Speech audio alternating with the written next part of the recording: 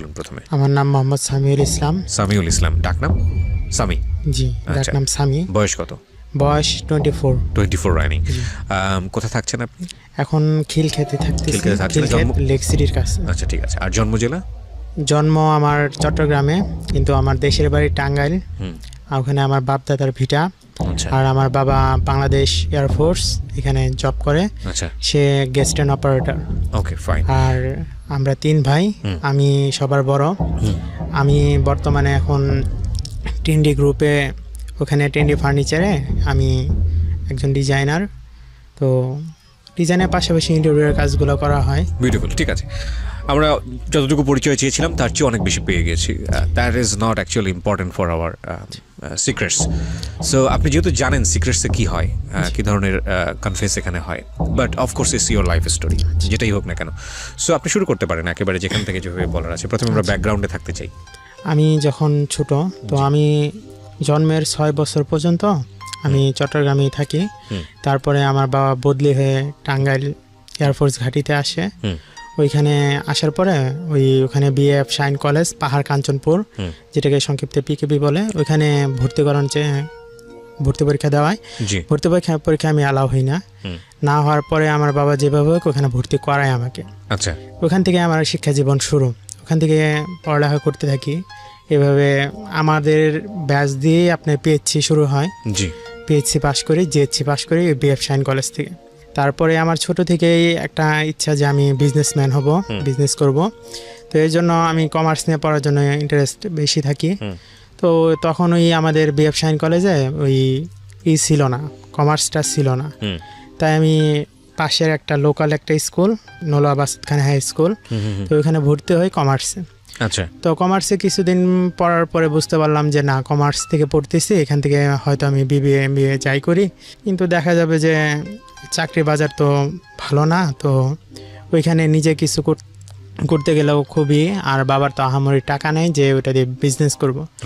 চিন্তা ভাবনা করলাম যে আমি তাহলে এমন একটা কিছু লাইনে পড়তে হবে যা দ্বারা আমি নিজেও ভালো করে পড়তে পারি, প্লাস ইনকামটাও আসে। তো ওখানে আমাদের ওখানে ভোকেশনাল, যেটা টেকনিক্যাল বোর্ডের আন্ডারে, ওখানে কি করলাম, কমার্স থেকে আমি ট্রান্সফার ওইখানে ভর্তি হবো। তো আমার বাপ তো কিছুতেই রাজি না ওখানে ভর্তি করার। তারপর আমি ভর্তি হইলাম, যেভাবে হোক ভর্তি হলাম। ভর্তি হওয়ার পরে এসএসসি পাস করলাম। তো আমি ওখানে কমার্স থেকে আসার পরে ভোকেশনাল ভর্তি হয়েছি, কিন্তু আমার সাবজেক্টটা ছিল ড্রেস মেকিং। তো ড্রেস মেকিংয়ের উপর এসএসসি পাস করলাম। এসএসসি পাসের পর এখন ডিপ্লোমা পড়ব। তো ডিপ্লোমা পড়ার সুবিধা কি আমি তখন জানছি যে ডিপ্লোমা পড়লে চাকরিটা খুব তাড়াতাড়ি হয়। তো এর জন্য আমি ডিপ্লোমাটা ভর্তি হওয়ার জন্য খুব চেষ্টা করি। তো পলিটেকনিকে পরীক্ষা দিলাম। তখন আমাদের ভর্তি পরীক্ষা নেয়। তো ভর্তি পরীক্ষার জন্য আমি ভর্তি পরীক্ষা দিই টাঙ্গাইল পলিটেকনিক থেকেই। ওখানে ভর্তি কেন্দ্র হয়, কিন্তু অনলাইনে অ্যাপ্লিকেশন করতে হয়। তো ওইখান থেকে আমি ভর্তি পরীক্ষা অ্যাটেন্ড করলে মেরিট লিস্টে আমার নামটা আসে না, আমারটা আসে হলো ওয়েটিং লিস্ট থেকে। তো ওইখান থেকে যেটা আসে সেটা হলো ইলেকট্রোমেডিক্যাল, সিলেট পলিটেকনিক। তো তখন তো আমার আব্বু আমাকে ফোন কিনে দেয় না। তো আব্বুর মোবাইলে যে মেসেজ আসে বসে রয়েছে সেটা আর আমি জানতাম না। আচ্ছা আচ্ছা। আব্বু একদিন অফিস থেকে আসার পর তার মোবাইলটা নিয়ে একটু দেখি 2 দিন আগে ভর্তির ডেট শেষ। তো ওই বছর আর পলিটেকনিকে পড়া হইলো না। তো এরপর আমি চেষ্টা করলাম টেক্সটাইলে ভর্তি হবো, ডিপ্লোমা ইন টেক্সটাইল। তো সারা বাংলাদেশ থেকে তখন আমাদের 80 জন নিবে। ওকে, রেজাল্ট ভালো, আমার জিপিএ 5। তো ভর্তি পরীক্ষা দিব, কিন্তু ভর্তি পরীক্ষা দিলাম, ওয়েটিং লিস্টেও নাই, প্লাস ওর নাম নাই, মেরিট লিস্টেও নেই। তো এখন এখানে ভর্তি হইতে গেলে লোকজন ধরতে হবে, এটা আমার চিন্তায় ঢুকলো। পরে আমি দেখলাম কি এই টেক্সটাইলটা বস্ত্র ও পাট, ওইটার মন্ত্রণালয়ের আন্ডারে। তো আমার নানির বাড়ি আবার জামালপুর। তো ওইখানে যে এমপি সে আবার প্রতিমন্ত্রী। তো তার কাছে আমি যাই রেফারেন্সের জন্য। আচ্ছা, আমার মামা আর কি, সে আবার তার ভাইদের সাথে ওই কনস্ট্রাকশনের বিজনেস করে। তো তাকে নিয়ে যাই, গেলে বলতেছে দেখো যে তোমার ভাগনাকে নিয়ে আসছো, আমারও তো ভাগনা। তো আমি সাইন করে দিলাম, তদবির করে দিলাম, কিন্তু কাজটা হবে না, কারণ শিক্ষার ক্ষেত্রে আমার তদবির খাটে না। আচ্ছা, এরকম বলার পরে সে আমারটা ডিও লেটার একটা দিল, ওইটা নিয়ে আমি টাঙ্গাইল টেক্সটাইলে জমা দিলাম, কিন্তু ওই বছর আর ভর্তি হইতে পারলাম না। ওকে। তো সেকেন্ড টাইম চান্স আছে, তাইলে সেই আশায় রইলাম। তো এর মাঝে আমি আবার বিএফ সাইন কলেজে ইন্টারমিডিয়েটে ভর্তি হয়ে কমার্সে। তো এখানে পড়তে থাকলে এক সময় ওই পড়াটা কেমন জানি আমার ভাল লাগতো না। টেকনিক্যালে পড়া অভ্যাস হয়ে গেছে, আর টেকনিক্যালে থিওরি থেকে প্র্যাকটিক্যালটা বেশি, আমাদের হাতে কলমে শেখানো হয় বেশি। তো ওইটা আর আমি পড়ালেখা ওরকম মন নাই, আব্বু ওরকম করে না। তারপর আমার সাথে আব্বু দেখে কি আমি বই নিয়ে খুব কম বসতাম, আচ্ছা, এটা নিয়ে আমার সাথে শুয়ে থাকলে বকা দিত, বসে থাকলে বকা দিত। তো এইভাবে করতে করতে করতে করতে একটা বছর গেল। তারপর আবার ডিপ্লোমা ভর্তি পরীক্ষার সময় আসলো। তো আমি ভর্তি পরীক্ষায় অ্যাটেন্ড করব। তো আব্বুর কাছে আমি টাকা চাইলাম, আব্বু আমার 200 টাকা দাও, আমি ভর্তি বলছি না তোমার টাকা দিব না, তুমি টাকা দিয়ে ভর্তি পরীক্ষা দাও, ঠিক আছে, শুধু শুধু টাকা নষ্ট, চান্স পাও না। পরে ভাই আমি কি করলাম, আমার একটা মেমোরি কার্ড ছিল, জি, তো ওই মেমোরি কার্ডটা বিক্রি করলাম 250 টাকা। তো ওই মেমোরি কার্ড বিক্রি করার পরে অ্যাপ্লিকেশন ফর্ম পূরণ করলাম পলিটেকনিকের। আচ্ছা, এখন ভর্তি পরীক্ষার দিন চলে আসলে আমি ভর্তি পরীক্ষা দিব। কারণ আব্বু সকালবেলা শুক্রবার ওই শুয়ে রয়েছে, আব্বু বলছে আব্বু আমাকে গাড়ি ভাড়া দাও, আমি ভর্তি পরীক্ষা দিতে যাব। তো তো লাভ নাই, তো তোরে টাকা দিয়ে, তোরে টাকা দিলে 100-200 নষ্ট, 200 টাকা হইলে আমার এক সপ্তাহ সুন্দর চলে যাবে। পরে বলছে ঠিক আছে, টাকা দিবা না তাহলে আমি বের হয়ে যাই। এই বলে বের হয়েছি, দেখে আম্মু পিছন দিকে আইসা আমাকে টাকাটা দিল। আচ্ছা, 400 টাকা দিল, যে ঠিক আছে পরীক্ষা দিয়ে দেখ বাবা, একটু ভালো করে পরীক্ষা দিস যাতে হয়ে যায়। তোর আব্বুর মন খারাপ, কারণ তোদের এত কষ্ট করে পড়ায়। আসলে কি আমার বাবার স্যালারিটা খুব কম না, আমার বাবার স্যালারি ভালো, কিন্তু আমরা 3টা ভাই, তো 2 ভাই 1 বছর আগ পিস। তো আমার যে ছোট ভাই সে আবার খুব ব্রিলিয়ান্ট স্টুডেন্ট, সে টাঙ্গাইল জেলার ভিতরে 2nd বা 3rd এরকম প্লেস করে আছে। আচ্ছা, ওর পিছনেও যেমন খরচ, আমার পিছনেও তেমন খরচ। তো সব মিলানোর পরে আমার বাবার ওরকম থাকে না। আর আমরা তখন ছিলাম জয়েন্ট ফ্যামিলি, মানে আমার বাপ চাচারা 5 ভাই, জয়েন্ট ফ্যামিলি। জি, তো আব্বু তো মেঝো, তো তারও দায়িত্ব মোটামুটি ভালোই পালন করে। তো আমি ভর্তি পরীক্ষা দিতে চলে গেলাম। আচ্ছা, যখন গেলাম তখন দেখি পাশে একটা বড় ভাই কি জানি একটা পড়তেছে। আমি ভর্তি পরীক্ষার গাইড গত বছর কিনছি, ওটাই পড়ছি, কিন্তু নতুন বছরে যে একটা ভর্তি গাইডটা থাকে সেটা আর পড়িনি। পরে বললাম ভাই আমাকে দিবেন, আমি একটু পড়বো। বিগত বছরের প্রশ্ন কতগুলো আমি পড়ে গেলাম। যাওয়ার পরে টাঙ্গাইল পলিটেকনিকের ওখানে ভিতরে ঢুকলাম, পরীক্ষা শুরু হইলো। ভাই বিশ্বাস করবেন না, আল্লাহর কি খেলা, যে আমি যে প্রশ্নটা পাইছি 50 মার্কের, সব কমন, 50টা নৈবেত্তিক আর 50 হলো রেজাল্টের উপর, আচ্ছা, সব কমন। আমি ঘেটাঘেট সব দাগাই ফেললাম। দাগানোর পরে বের হয়ে আমি আল্লাহকে সাথ দিলে বলছি, আল্লাহ এবার আমাকে একটা ভালো একটা রেজাল্ট দিও, আমি যাতে আমার বাপ যাতে আমার সাথে আর এরকম না করতে পারে। এই বলে আমি চলে আসছি। তার 2 দিন পরে রেজাল্ট দিবে, এই তো আমার টেনশন শুরু হয়ে গেছে, ঘাম ঝরতেছে। বিকাল 5টায় রেজাল্ট। তো ওই দিন আব্বু অফিস থেকে আসছে, আসার পরে বলতেছে কি রে স্বামী, তোর না আজকে রেজাল্ট দেওয়ার কথা, রেজাল্টের খবর কি? বলছে আব্বু রেজাল্ট তো দেওয়ার কথা, এখনো দেয় নাই, বিকাল 5টার পর পাবলিশড হবে। জি, পরে বলতেছে যে দেখিস এবার যদি না হয় তোরা অটো কিনে দিব, তুই অটো চালাবি। পরে কি হইলো, এভাবে বিকাল 5টার দিকে রেজাল্ট, 5টা বাজলো। পরে আমাদের ওই এলাকায় তো তখন কম্পিউটারের দোকানটা অ্যাভেলেবেল না।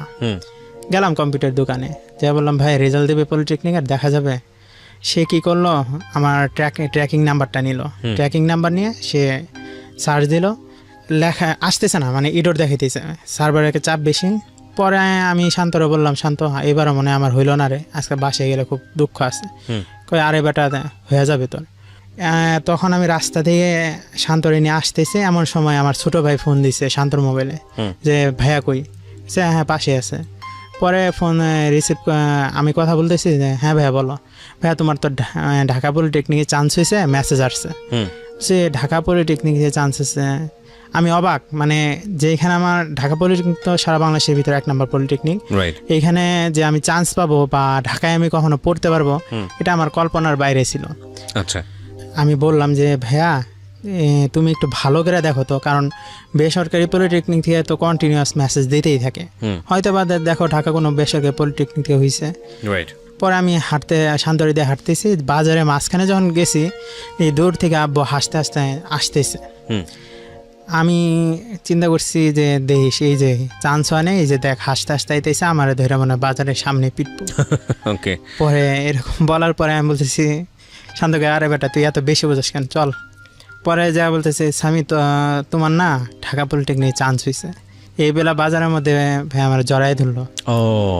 মানে ওই দিন এত ভালো লাগলো যে গ্রেট কমপ্লিমেন্ট, রাইট। বাবার কি কাছ থেকে বলবো? তো এটা বিশাল ব্যাপার। হ্যাঁ, আমি বলছি আব্বু মনে হয় কি তুমি তো মেসেজ পাইছো ঠিক আছে, কিন্তু মনে হইতেছে এটা মনে হয় বেসরকারি পলিটিক। হুম। এই তো বাবার হাসি মুখটা কালো হয়ে গেল। পরে আমার ধমক দিয়ে বলতেছে যা বাসায় যা, রাত করে কি করস, যা আমি আসতেছি।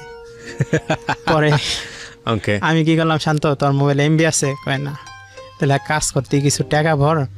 ভাই তখন 10 টাকা মনে করেন আমার কাছে অনেক কিছু, মানে বাবা 10 টাকা দিলেও হিসাব নিত আমার কাছে, এই যে 10 টাকা দিলাম কি করলাম, তো টাকা নাই। পরে শান্ত করে ঠিক আছে তারা আমি ভুইরা নিয়ে আসতেছি। তো ও কি করলো, ওই আমার ট্র্যাকিং নাম্বার নিয়ে সার্চ দিছে, সত্যি সত্যি লেখা যে আপনি ঢাকা পলিটেকনিকে আর্কিটেকচার ডিপার্টমেন্টে চান্স পেয়েছেন। আচ্ছা। ভাই এটা দেখে আমার খুব মানে খুশি লাগতেছে যে ঢাকায় পড়বো আমি। আমি যখন ভাই দেখলাম যে চান্স পেয়েছি, সাথে সাথে আব্বুরও ফোন দিচ্ছি, আব্বু আমি সত্যি সত্যি ঢাকা পলিটেকনিক চান্স পেয়েছি, তুমি আসো বাসায়। আইসা পরে রুমে ঢুইকাই আগে আমার জড়াই ধরেছে আবার, বাবা তোরে কি আমি এমনি এমনি বকি, তোর ভালোর জন্যই বকি, তুই তো রাগ করস, তুই ভালো করছস, আমি খুব খুশি হয়েছি। পরে ওই দিন আমাকে বলতেছে যে চল আজকে একসাথে ভাত খামো। পরে শান্তরেও নিয়ে খাইতে বসছে। জি। ভালো কথা, খাওয়া দাওয়া শেষ। এখন আবার পরের দিন আবার আমার অ্যাকাউন্টিং পরীক্ষা ছিল, তখন আবার আমার ইন্টার টেস্ট পরীক্ষা চলে। তো চান্স পাইছি, এখন কেউ তো আর পড়া নাই, মানে পড়া ছাড়াই পরীক্ষা দেব। সুন্দর পরীক্ষা দিতে চলে গেলাম, ওই গুরুত্ব দিলাম না আর ইন্টারনেট। এভাবে করতে করতে সময় আসলে ঢাকা পলিটেকনিকে ভর্তি হওয়ার। তো আমি ঢাকা পলিটেকনিকে ভর্তি হব, তো আব্বুরে বলতেছি আব্বু তুমি আমার সাথে যাবা? বলছে দেখ আমার অফিস আছে, আমি তো যাইতে পারবো না। আর তখন আবার আমার এক চাচা, ছোট চাচা নাম শহীদ, সে আবার বিদেশ থেকে আসছে। বলতেছে ঠিক আছে আমি শহীদরে বলে দেবনি, শহীদ তোরে নিয়ে যাবো। তো ঠিক আছে আব্বু, এখন তুমি গেলে ভালোই তো, আর ঢাকা তো কেমনে কি কয়, তুই তোর মামার বাসায় থাকবি আর ওখান থেকে ক্যাম্পাস করবি। আর এরপরে বুঝাইতেছে ঢাকায় গেলে কিন্তু পোলাপান নষ্ট হয়, এই নষ্ট হয় সেই নষ্ট হয়। ভাই এই যে আমি 9-10 পড়লাম, ইন্টারমিডিয়েট পড়লাম, কখনোই না মেয়েদের প্রতি ওরকম আসক্ত হয়নি, বা একটা প্রেম করবো বা ওরকম কোনো একটা ছিল না। আচ্ছা। মানে ফ্যামিলির চাপে বা যাই হোক ওইরকম মেয়েদের পাল্লায় পড়িনি যখন আমার পড়ার কথা ছিল। ওকে, প্রিয় শ্রোতা, আমরা এই জায়গাটা একটা ছোট্ট বিরতি নেব, আর বিরতি নেবার সঙ্গে সঙ্গে আপনাদেরকে যেটা বলতে চাই, এবারের বইমেলায় পাওয়া যাচ্ছে জীবন গল্পের পার্ট 1 বইটি, এবং এই বইটিতে অতি গুরুত্বপূর্ণ বেশ কয়েকটি স্টোরি ওখানে লেখা হয়েছে। বিশেষ করে প্রথম গল্পটার উপরে আমি খুব বেশি এমফেসিস দিচ্ছি। তো যারা এই বইটি সংগ্রহ করতে চান ঘরে বসে, তাদের জন্য ঝটপট সংগ্রহ করতে হবে, কারণ আমরা অল্প কিছু বই বাজারে এনেছি। এবং আপনি চাইলে বইমেলা থেকেও সংগ্রহ করতে পারেন, বর্ণপ্রকাশের স্টল 256 নম্বর স্টল। আর আপনি যদি ঘরে বসে সংগ্রহ করতে, আমি প্রথম দিন যখন ঢাকা পলিটেকনিকে ঢোকার পরে আমাদের ওখানে অডিটোরিয়াম আছে, ঢুকাইছে আমাদের। ঢুকানোর পরে চাচাকে বাইরে রাখছে, আমাদের ভিতরে ঢুকাই দিছে। তার আধা ঘন্টা পরে, মানে টিচাররা ভাষণ দিতেছে, আধা ঘন্টার পরে মিছিল নিয়ে আসছে। এই তো আমিও ভয় পেয়ে গেছি, রাজনীতি এখানে, আর রাজনীতি হইলে তো মুশকিল। আমিও মনে মনে ভয় পেলাম, আমার চাচাও অবাক হয়ে গেল। আমার চাচা আমার দিকে বারবার দেখতেছে কি করে না করে। পরে আমাদের ডিপার্টমেন্টে সিএ এসে আমাদের নতুন ডিপার্টমেন্টে নিয়ে গেল। এই যে আমার ডিপ্লোমা লাইফ শুরু হইলো। প্রথম দিন আমাদের বেশি কিছু করলো না, ওই রুলস বইলা দিল আর রুটিনটা দিয়ে দিল। ওইটা নিয়ে বাসায় আসার সময় বলতেছে যে, আমার চাচা বলতেছে বাসের ভিতরে, ভাইস্তা তোমার তো আনলাম, আর এখানে যে রাজনৈতিক একটা সমস্যা দেখলাম, আমার মনে হইতেছে তোমার মনে আগুনে ফালাই দিলাম। ওকে, মানে এরকম কখনো দেখেনি হয়তো, বা একটু ভয় পাচ্ছিল বা কিছু। হ্যাঁ, তো এরকম বলার পরে বলছে কাকা আমার এনে টেনশন করেন না, আমি রাজনীতিতে কখনো জড়াবো না, আমি যাবো আর আসবো এর ভিতরে। তো এভাবে বলার পরে আমার মামার বাসায় চলে গেলাম। চলে যাওয়ার পরে আমার চাচা আমাকে রাইখা যাবে, খুব খারাপ লাগতেছে, মানে আপনজন কেউই নাই। আর ওই মামার বাড়ি তো মনে করেন আমি 5 বছর 6 বছর পর যাই। পরে আম্মুকে ফোন দিয়ে আমি বলছি আম্মু আমার না ভালো লাগতেছে না, আমি পড়বো না, আমি চলে আসবো।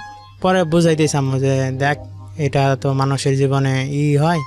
তো তোরে আমরা যখন বাসা থেকে বের করে দিছি, তখন আমরা নিয়ত করে বের করে দিছি যে তুই আর ঘরে আসবি না, যদি এরপরে আসস তাহলে মেহমানের মতো আসবি আর চলে যাবি, আর যেহেতু ছেলে মানুষ কর্ম করে খাইতে হবে। পরে বলতেছি ঠিক আছে আম্মু আমি পারতেছি না, তোমরা আসো। পরে বলছে ঠিক আছে আমি সামনে বৃহস্পতিবার আসবো। ওই আমাদের বিমান বাহিনীতে আবার প্রতি বৃহস্পতিবার ওই আমাদের বেস থেকে গাড়ি আসে, আচ্ছা, ওই গাড়িতে আসবে। তো তখন ছিল মনে হয় মঙ্গলবার। তো বুধবার দিন আমি ক্যাম্পাসে যাই, তো ক্যাম্পাসে গেলে তো প্রথম দিন যায় আমি অবাক হয়ে যাই যে একটা ডিপার্টমেন্টে মাত্র আমরা 48 জন, তার ভিতরে দেখা যেতেছে যে 17-18 জন মেয়ে। আচ্ছা, তো ছেলেদের সঙ্গে তুলনামূলক ছেলেদের সংখ্যা বেশি থাকে আর মেয়েদের কম।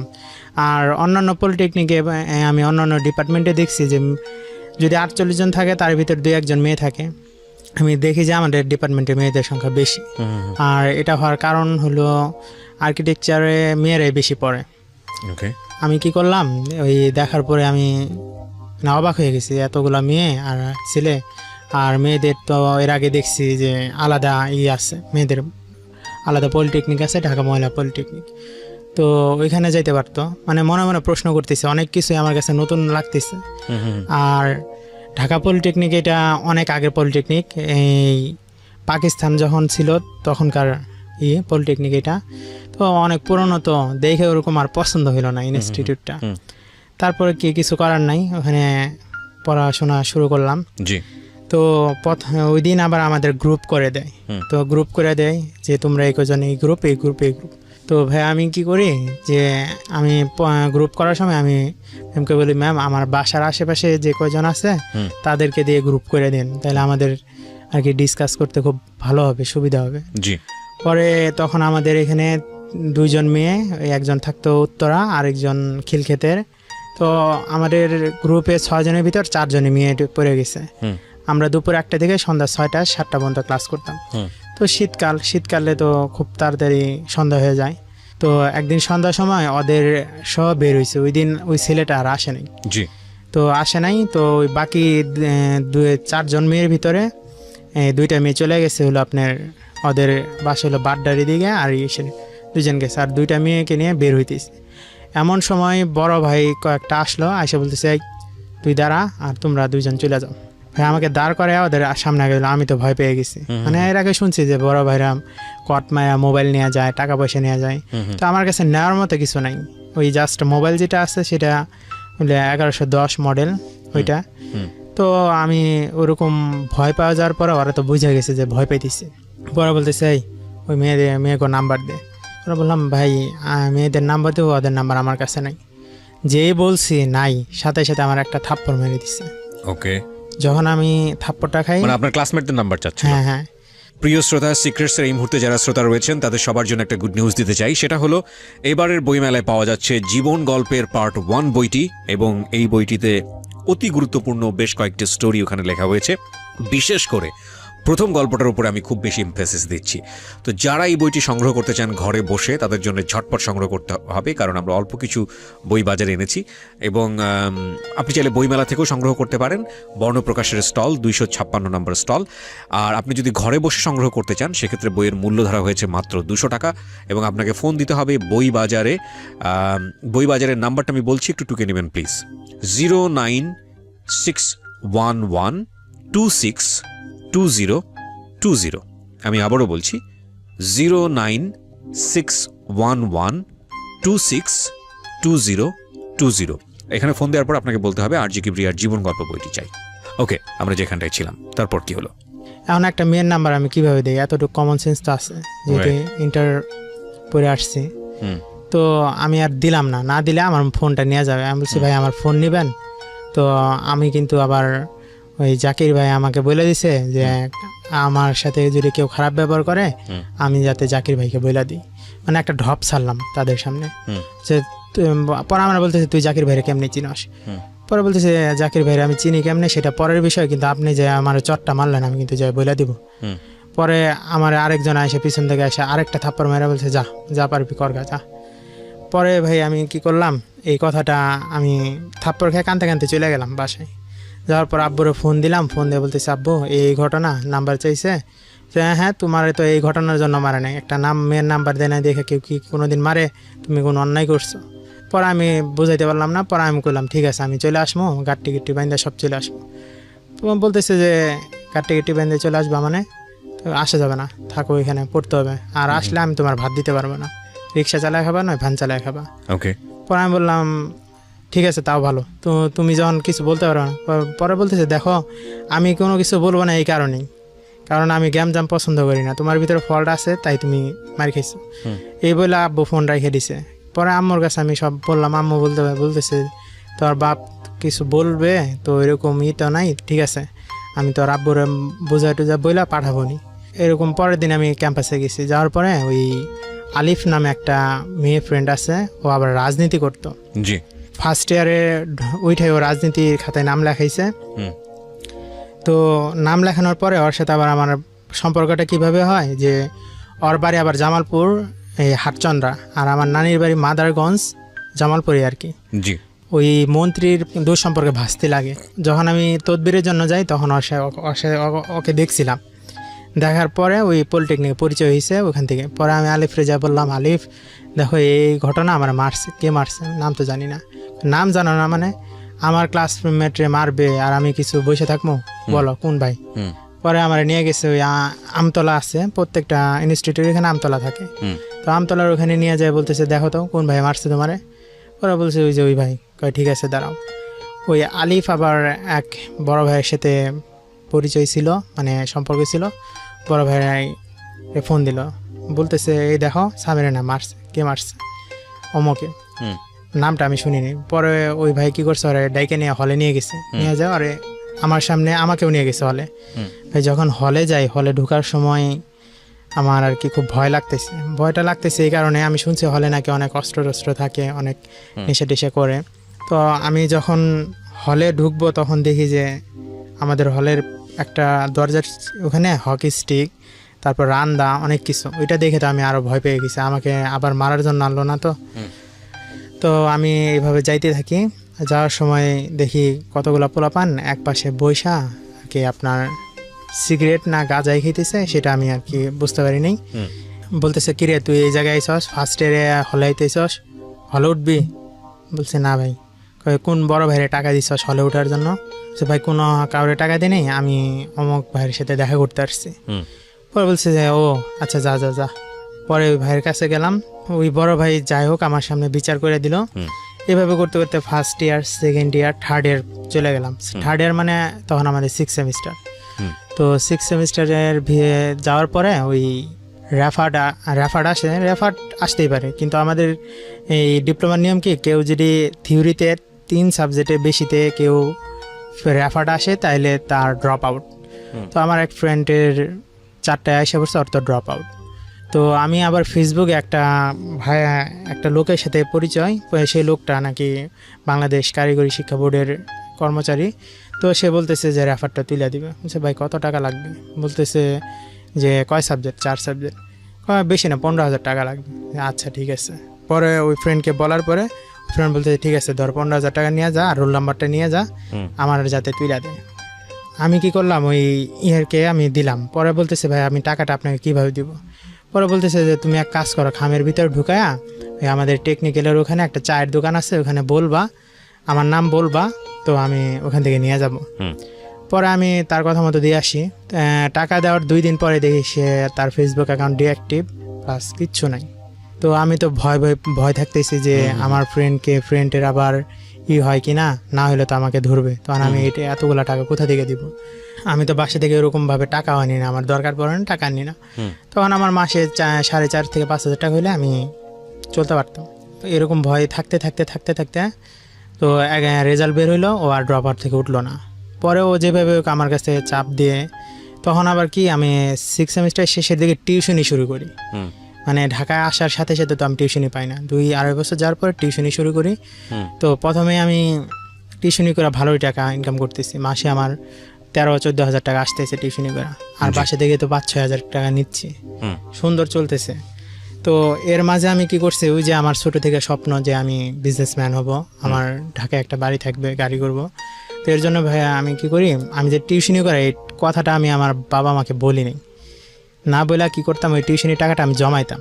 আচ্ছা, জমাইতে থাকতাম। তো ওই সময় খুব প্রেশার আসলে ও আমার কাছে টাকা নিবে, তো আমি 2 মাসের টাকা মানে যা পাইতাম ওটা নিজে খরচ করার পরেও কিছু টাকা আমি জমাইতাম।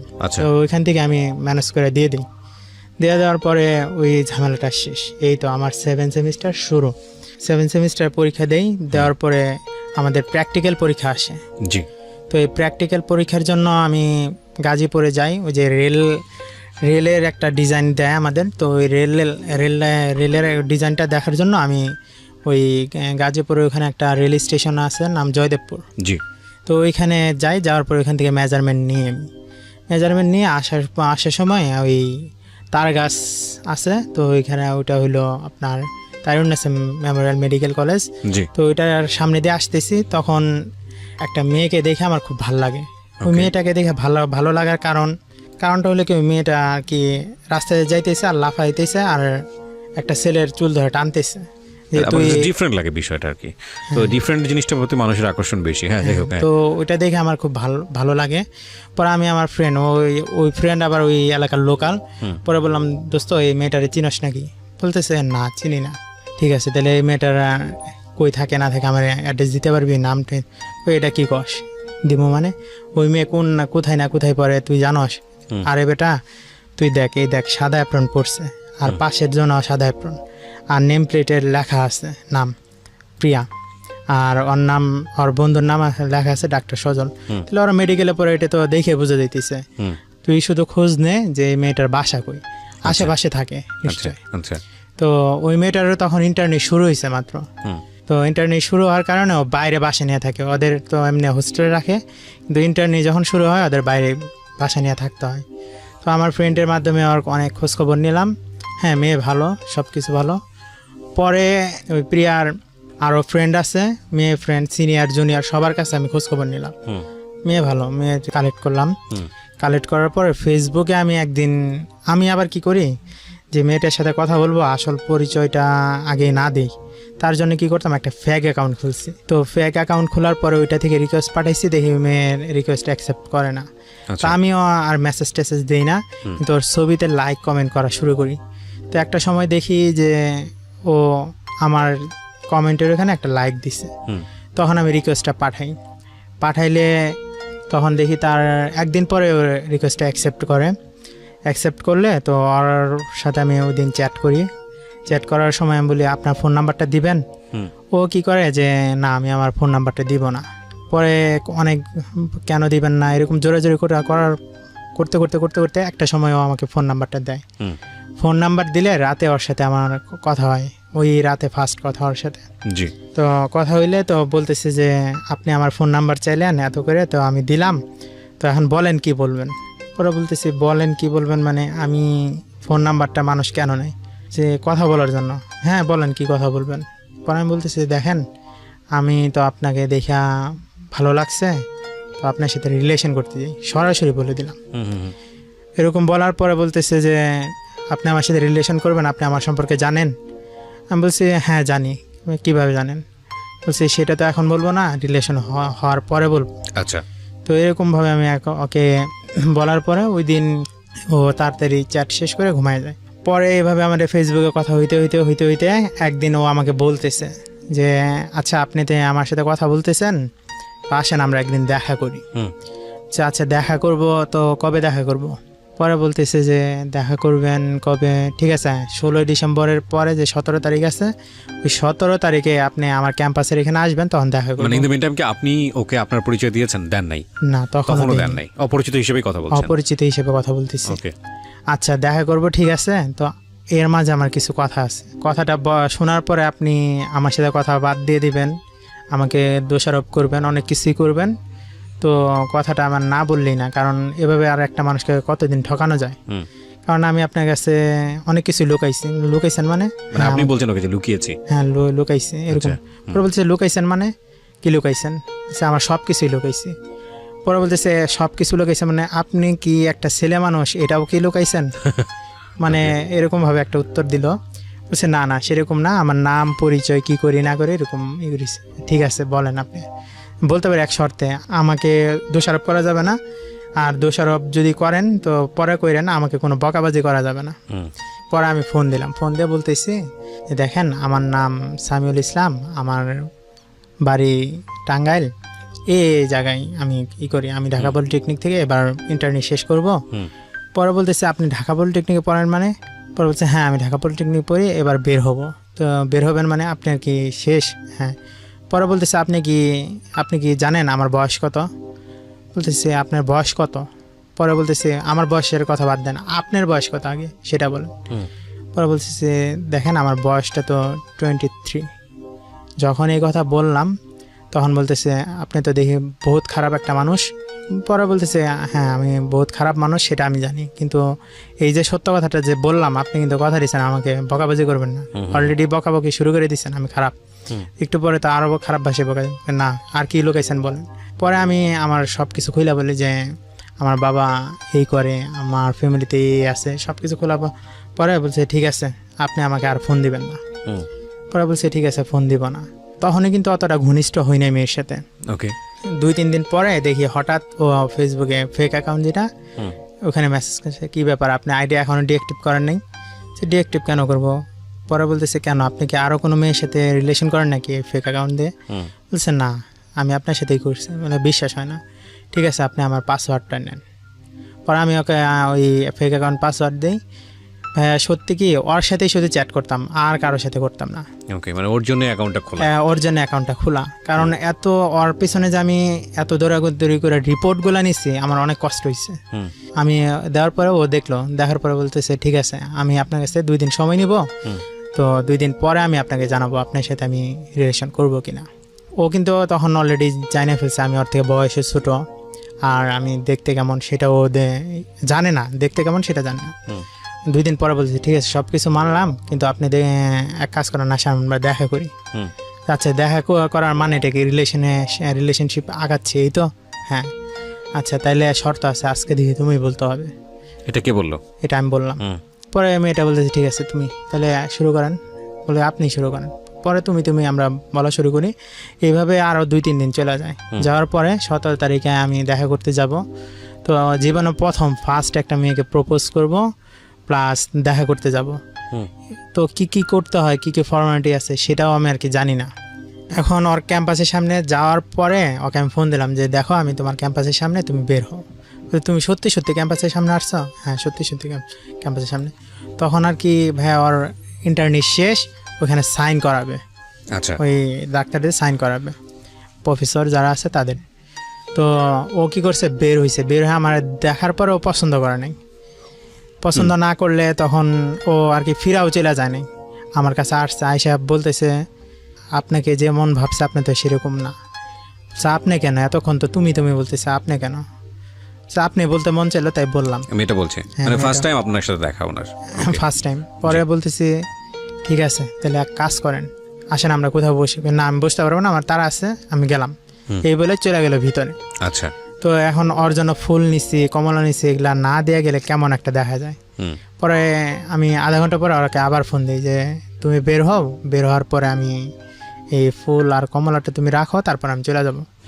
পরে ও তো আর কি আসবেই না। পরে আমি বারবার ফোন দিতেছি।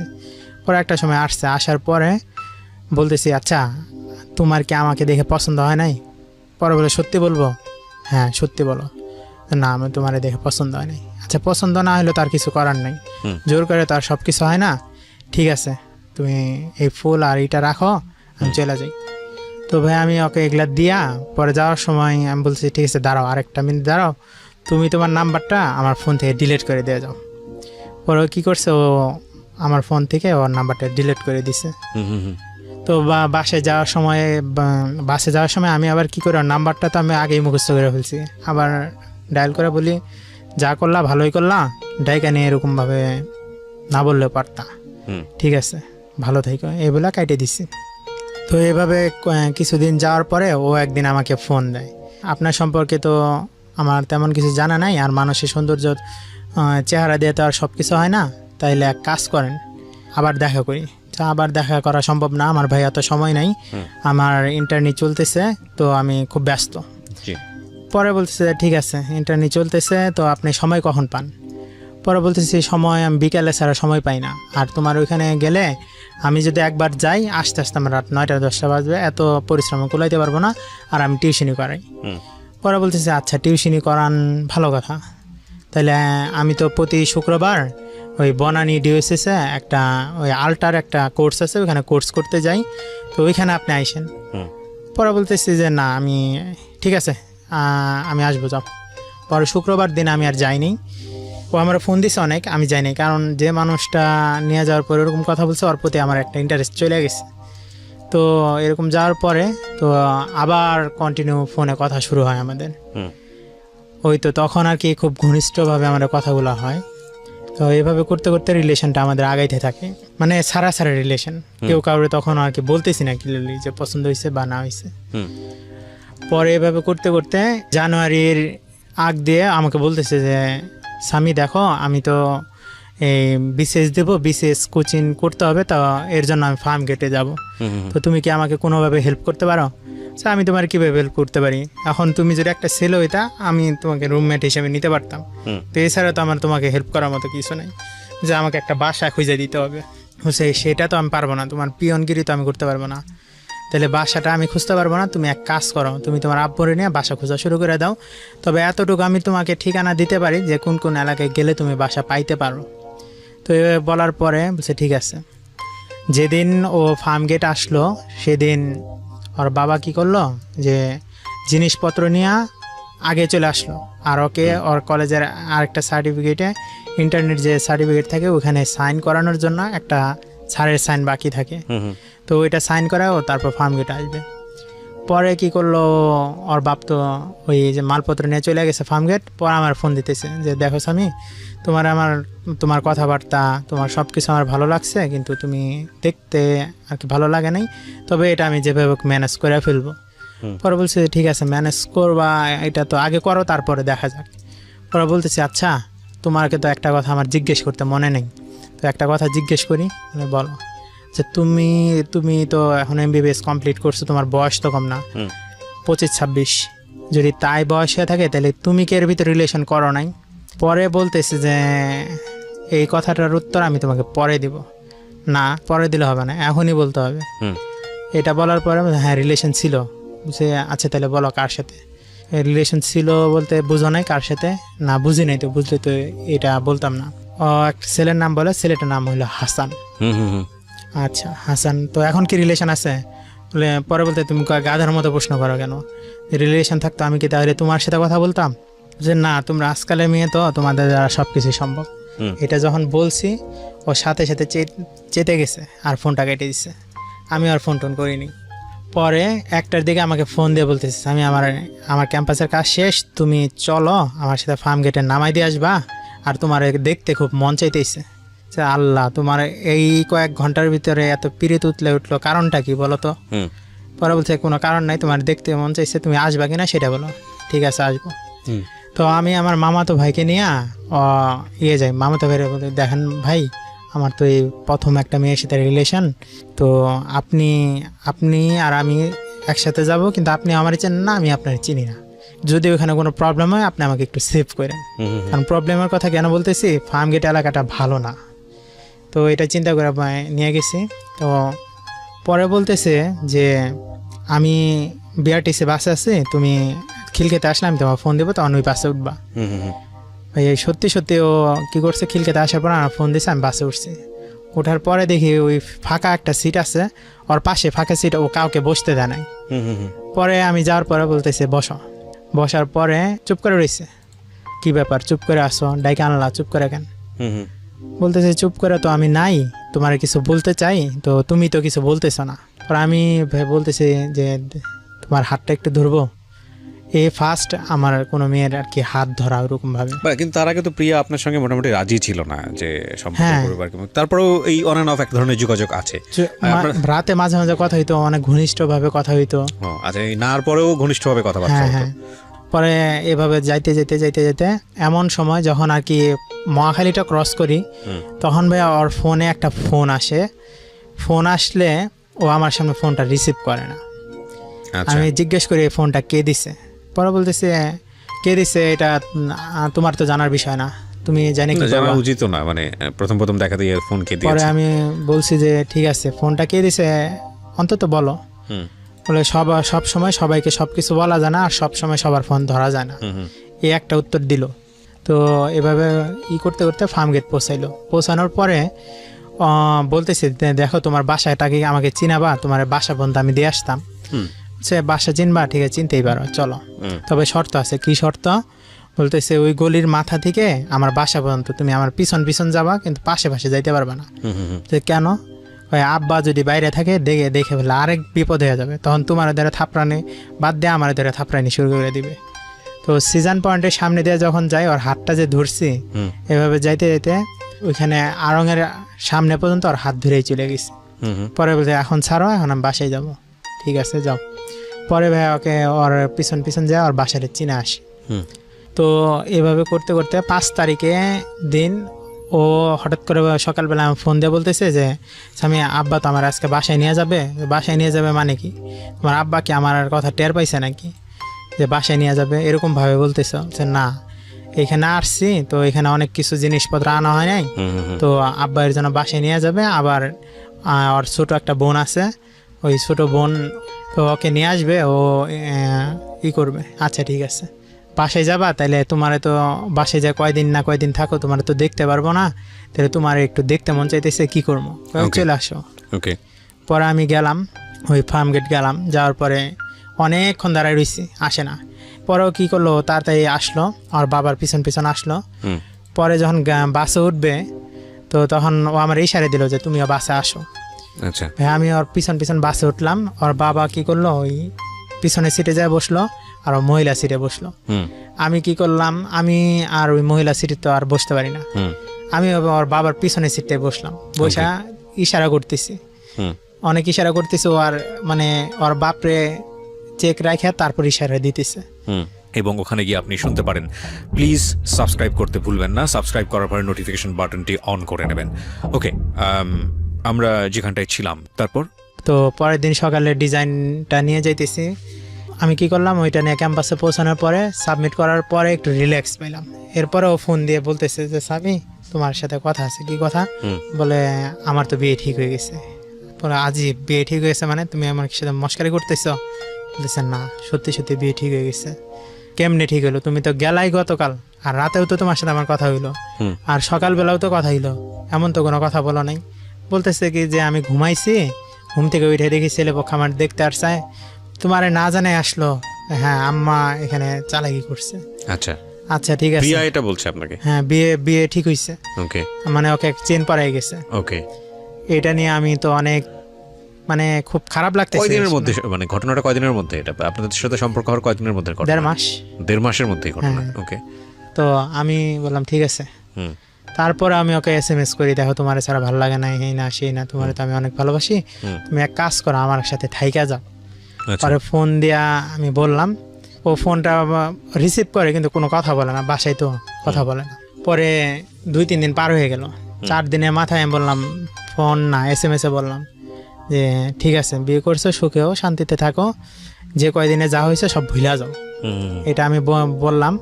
তারপর ভাইয়া ও আসে ঢাকা ব্যাক করার একদিন পরে বলতেছে স্বামী তোমার সাথে আমার কথা আছে, একটু আসতে পারবা? তখন কিন্তু আমি ইন্টারনেটে ঢুকে পড়ছি অলরেডি। আচ্ছা। তো ওই দিন ভাই আমার খুব ডিজাইনের একটা কাজ কি, যে একটা নকশা আছে, নকশাটা তো আর মিস্ত্রিরা বসাইতে পারে না, পাজেল যেটা, সেটা আমি যেহেতু ড্রয়িং করছি আমার থেকে ভালো আর কেউ জানে না। তো ওই পাজেলটা আমি বসানো বাদ দিয়ে চলে গেছি। তো এর ভিতরে চলে যাওয়ার পর ওর সাথে দেখা করি। পরে বলতেছে আমি তোমার নিয়ে কোথায় যাবো বলো? সে তোমার নিয়ে কোথায় যাবো, আমার নিয়ে কোথায় যাবা মানে এখানে কথা বলো। না এখানে কথা বলা যাবে না, কোথাও বসে কথা বলতে হবে। আচ্ছা। পরে বলছে ঠিক আছে চলো, কোথায় বসবা? পরে বলতেছে যে চলো জিয়া উদ্যান যাই। তো ওখানে যা বসলাম, বসার পরে বলতেছে যে আমি অনেক কিছু চিন্তা করলাম, তোমার মন মানসিকতা অনেক ভালো, তুমি অনেক ভালো লাগছে তোমারে, আর বয়সটা ওটা কোনো ব্যাপার না। তো আমি অনেক কিছু চিন্তা করলাম, তোমার সাথে আমি থাকবো, কিন্তু অনেক কিছু ভাবনা যে আরো কিছু দেখতে হবে। ঠিক আছে দেখো, আমার তো তুমি আমারে দেখবা, এটাই স্বাভাবিক। জীবন তো আর খেলা না যে খেললাম পরে বাদ দিলাম। তবে আমি তোমার বইলা রাখি যে আমার সাথে কিন্তু কোনোভাবে কোনো ফ্লট করা যাবে না, যদি করো খবর আছে। ওকে। পরেও আপনি ওকে বললেন? হ্যাঁ, শাসাই দেওয়ার পরে যে ঠিক আছে আজকে থেকে আমরা রিলেশন খুব ভালো মতো কন্টিনিউ করব। তো আচ্ছা এখানে আমার একটা প্রশ্ন আছে, তোমার প্রশ্নটা আমি জিজ্ঞেস করি, বলো। আচ্ছা তোমার বাপ মা কি রাজি? মেয়েটা জিজ্ঞেস করছে না আপনি জিজ্ঞেস? আমি জিজ্ঞেস করতেছি রাজি তোমার কি এখন বিয়ে দিয়ে দিবে? সে বিয়ে দিয়ে দিবে মানে তুমি না আমার বললা যে তোমার বিয়ে ঠিক হয়ে গেছে, তোমার নাকি চেন পরাই গেছে। হাসতে হাসতে বলতেছে আমি তোমার মিথ্যা বলছি। মেয়েটা বলছে হ্যাঁ মেয়েটা বলতেছে মিথ্যা বলছো মানে কি মিথ্যা বলছো যে আমার কেউ দেখতে আসে নাই, তাহলে এরকম ভাবে আমার বলার মানেটা কি? তো বলতেছে আমি তোমার দেখলাম তুমি আমার জন্য কি করো। পরে ভাই আমি কি করলাম, ঠিক আছে চলো আজকে থেকে রিলেশন কন্টিনিউ। পরে থেকে বলতেছে তোমার ক্লাস শুরু কবে থেকে, বিসিএস মানে পরশুদিন থেকে। আচ্ছা আচ্ছা ঠিক আছে, বিসিএস এর ক্লাস মানে ও মানে বিসিএস বিসিএস প্রিপারেশন নিচ্ছে সে? হ্যাঁ হ্যাঁ ওকে পরশুদিন থেকে তাহলে আমি আসবো। এর ভিতর আমার ইন্টারনি চলতেছে, তো যেভাবে হোক আমি আসবো, এক ফাঁকা হইলে আসবো। পরে এইভাবে ভাইয়া আমি প্রতিদিন যাই আসি জানুয়ারি মাসে আর কি। এর মাঝে আবার বলতেছে একদিন হঠাৎ করে মানে জানুয়ারির শেষের দিকে বলতেছে যে স্বামী আব্বা মা আমার তো বিয়ে দিয়ে দিবে, এই মুহূর্তে কি তুমি আমার বিয়ে করতে পারবা? বলছে এই পাগল নাকি তুমি, বিয়ে করবো মানে? আমার তো বিয়ের বয়সই হয়নি, কারণ একটা ছেলে মানুষ আমার করতে হবে, নিজের পায়ে দাঁড়াইতে হবে, বাড়ি ঘর গুছাইতে হবে, তারপর বিয়ে শাদী। আর বিয়ে শাদী চাপটা তুমি আমাকে হঠাৎ করে কেন দিচ্ছ? তোমার আমি চাপ এটা আপনি দিতেছি। বললেন? হ্যাঁ হঠাৎ করে চাপ কেন দিচ্ছ? মানে আমি চাপ দিচ্ছি না, আব্বা আম্মা বলতেছে আমার বিয়ে দিয়েই দিবে, এখন তোমার সাথে আমার রিলেশন কন্টিনিউ করা সম্ভব না। আচ্ছা পরে আমি বললাম ফাইজলামি পাইছে তোমার, আমি ওই দিন কি বলছি আমার সাথে ফ্লট করলে খবর আছে বলি নাই, ঠিক আছে বলে ভাই আমি ফোনটা কেটে দিই। ফোনটা কেটে দিলে ও কি করে, ও আর আমার ফোন টোন দেয় না, আমি আর ফোন টোন দিই না। কত মানে এটা প্রেম বা সম্পর্ক হওয়ার কতদিন পরের ঘটনা এটা? 2 মাসের মাথায়। 2 মাসের মাথায়। ওকে ঠিক আছে। প্রিয় শ্রোতা, সিক্রেটসের এই মুহূর্তে যারা শ্রোতা রয়েছেন তাদের সবার জন্য একটা গুড নিউজ দিতে চাই। সেটা হলো এবারের বইমেলায় পাওয়া যাচ্ছে জীবন গল্পের পার্ট 1 বইটি, এবং এই বইটিতে অতি গুরুত্বপূর্ণ বেশ কয়েকটি স্টোরি ওখানে লেখা হয়েছে। বিশেষ করে প্রথম গল্পটার উপরে আমি খুব বেশি এমফেসিস দিচ্ছি। তো যারা এই বইটি সংগ্রহ করতে চান ঘরে বসে, তাদের জন্য ঝটপট সংগ্রহ করতে হবে, কারণ আমরা অল্প কিছু বই বাজারে এনেছি। এবং আপনি চাইলে বইমেলা থেকেও সংগ্রহ করতে পারেন, বর্ণপ্রকাশের স্টল 256 নম্বর স্টল। আর আপনি যদি ঘরে বসে সংগ্রহ করতে চান সেক্ষেত্রে বইয়ের মূল্য ধরা হয়েছে মাত্র 200 টাকা, এবং আপনাকে ফোন দিতে হবে বই বাজারে। বই বাজারের নাম্বারটা আমি বলছি, একটু টুকে নেবেন প্লিজ, আমি ধীরে ধীরে বলছি। 09611262020। আমি আবারও বলছি 09611262020। বিশেষ করে একটা কথা বলতে চাই, প্রথম গল্প যেটা সবারই অন্তত একবার পড়া উচিত, কারণ আমরা জীবনে কোনো না কোনো সময় ফ্রাস্ট্রেটেড হই, কোনো না কোনো সময় মনে হয় যে লাইফটা মিনিংলেস, এবং এই গল্পটা পড়লে নিজের পায়ে শক্তি পাবেন, শুধু এতটুকুই বলতে পারি। আমি নাম্বারটি আবারও বলছি 09611262020। এখানে ফোন দেওয়ার পর আপনাকে বলতে হবে আরজি কিবরিয়ার জীবন গল্প বইটি চাই। ওকে, আমরা যেখানটায় ছিলাম তারপর কি হলো? তো করলাম, দেখো আমি যা যদি কিছু পারি তোমার করব, না পারলে না করব।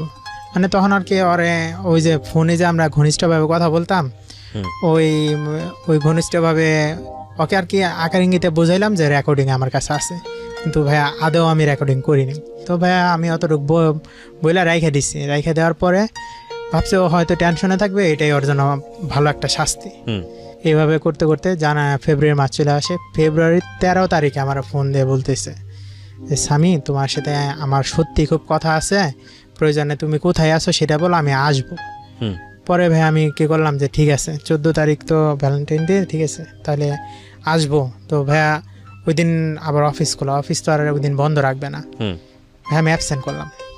তো যখন যাব তো আমার ফ্রেন্ড শান্ত তখনও ইন্টার্নির মাঝখানে আবার ঢাকায় আসে, তো ওকে নিয়ে আমি গেলাম প্রিয়ার সাথে দেখা করতে।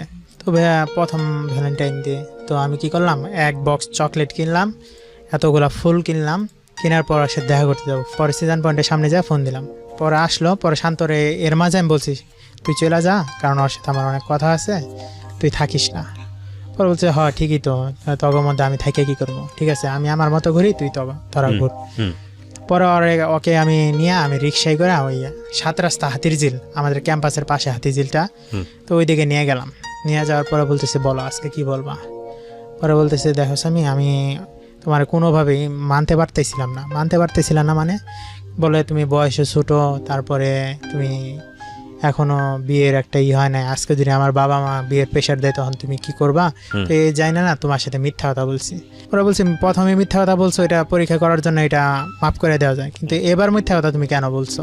পরে বলতেছে যে আমি বুঝি নাই, তোমার কাছে মাপ চাই, আসো আমরা রিলেশন কন্টিনিউ। এটা যখন আমি আবার না করি দেখি ও কান্না করে দিচ্ছে। পরে ভাই আমি কি করলাম যে মানে নিলাম, ঠিক আছে এই শেষবারের মতো তোমাকে মাফ করে দিলাম। তবে ওই দিন থেকে আমাদের রিলেশনটা সামনের দিকে আরও ঘনিষ্ঠভাবে আগাইতে থাকে। ওকে। মানে এমন কিছু কথা থাকে না, হাজব্যান্ড ওয়াইফ দূরে থাকলে যেরকম কথা হয় ওরকম কথাগুলো হইতেছে। তো এইভাবে করতে করতে করতে করতে একটা সময় রিলেশন এইভাবে কন্টিনিউ হইতে থাকে। এর মাঝে একটা মাস পরে খেয়াল করি কি যে ওকে নিয়ে তো আমি প্রতিদিনই বের হই, বের হইলে ও আর আমি বসে রয়েছি, এমন সময় আর ফোনে ফোন আসছে। আচ্ছা। ফোন নাম্বারটা SAN দিয়ে সেভ করা, সান দিয়ে সেভ করা। পরে বললাম কে প্রতিদিনই ফোন দেয়, তুমি আমার সাথে রিসিভ করো না, ফোন নাম্বারটা কার? পরে বলতেছে স্বামী আমি তোমার বলি রাগ করবা না, রাগ করবো না, হাসান ফোন দেয়।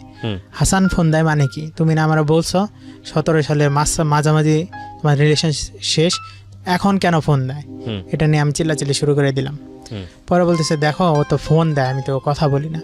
কথা বলো না ঠিক আছে, আমার সামনে ধরো না ঠিক আছে, তো আমি আর এটা বললাম না যে তুমি আমার আনপ্রেজেন্টে তো ফোনটা ধরো, এটা আমি বললাম না, কারণ একটা মানুষকে সরাসরি এভাবে হিট করা ঠিক না, যেটা আমার মনে হইলো। তো আমি বললাম ঠিক আছে, তুমি আজকে আমার সামনে ফোনটা ধরবা, ধরে বলবা তোমার সাথে আমার রিলেশন আছে, এটা যদি বলতে পারো ফাইন, আমি মাইনে নিব। পরে বলতেছে যে ঠিক আছে, হাসানকে ফোন দেয়া আমার সামনে বলতেছে দেখো হাসান তুমি আমার ফোন দিও না, আমি নতুন একটা রিলেশনে ঢুকছি, তুমি ফোন দিলে আমার নতুন রিলেশনশিপে ঝামেলা হয়। এটা বলে ও ফোনটা কাটিয়ে দিছে। তাহলে তো ভাই আমি ওকে বিশ্বাস করতেই পারি, ও আমাকেই লাভ করে। তো ভাই আমি ওই দিন ওরে ছেড়ে দিলাম। তারপরেও ভাই সেম কাহিনী, ফোন দেয় ও ধরে না। এটা আর কয়দিন আমি সহ্য করব? তো এপ্রিল 14 তারিখে আপনার ওই বৈশাখী মেলা, তো আগের দিন আমি বললাম যে দেখো ওই দিন কি করবা? বলছে আমি আমার বোনের সাথে ঘুরবো। ঠিক আছে, বোনের সাথে ঘুরবা, আমার সাথে কি ঘোরা সম্ভব না? বলতেছে না, আমরা তো এরপরেও আরও অনেক ঘুরতে পারবো।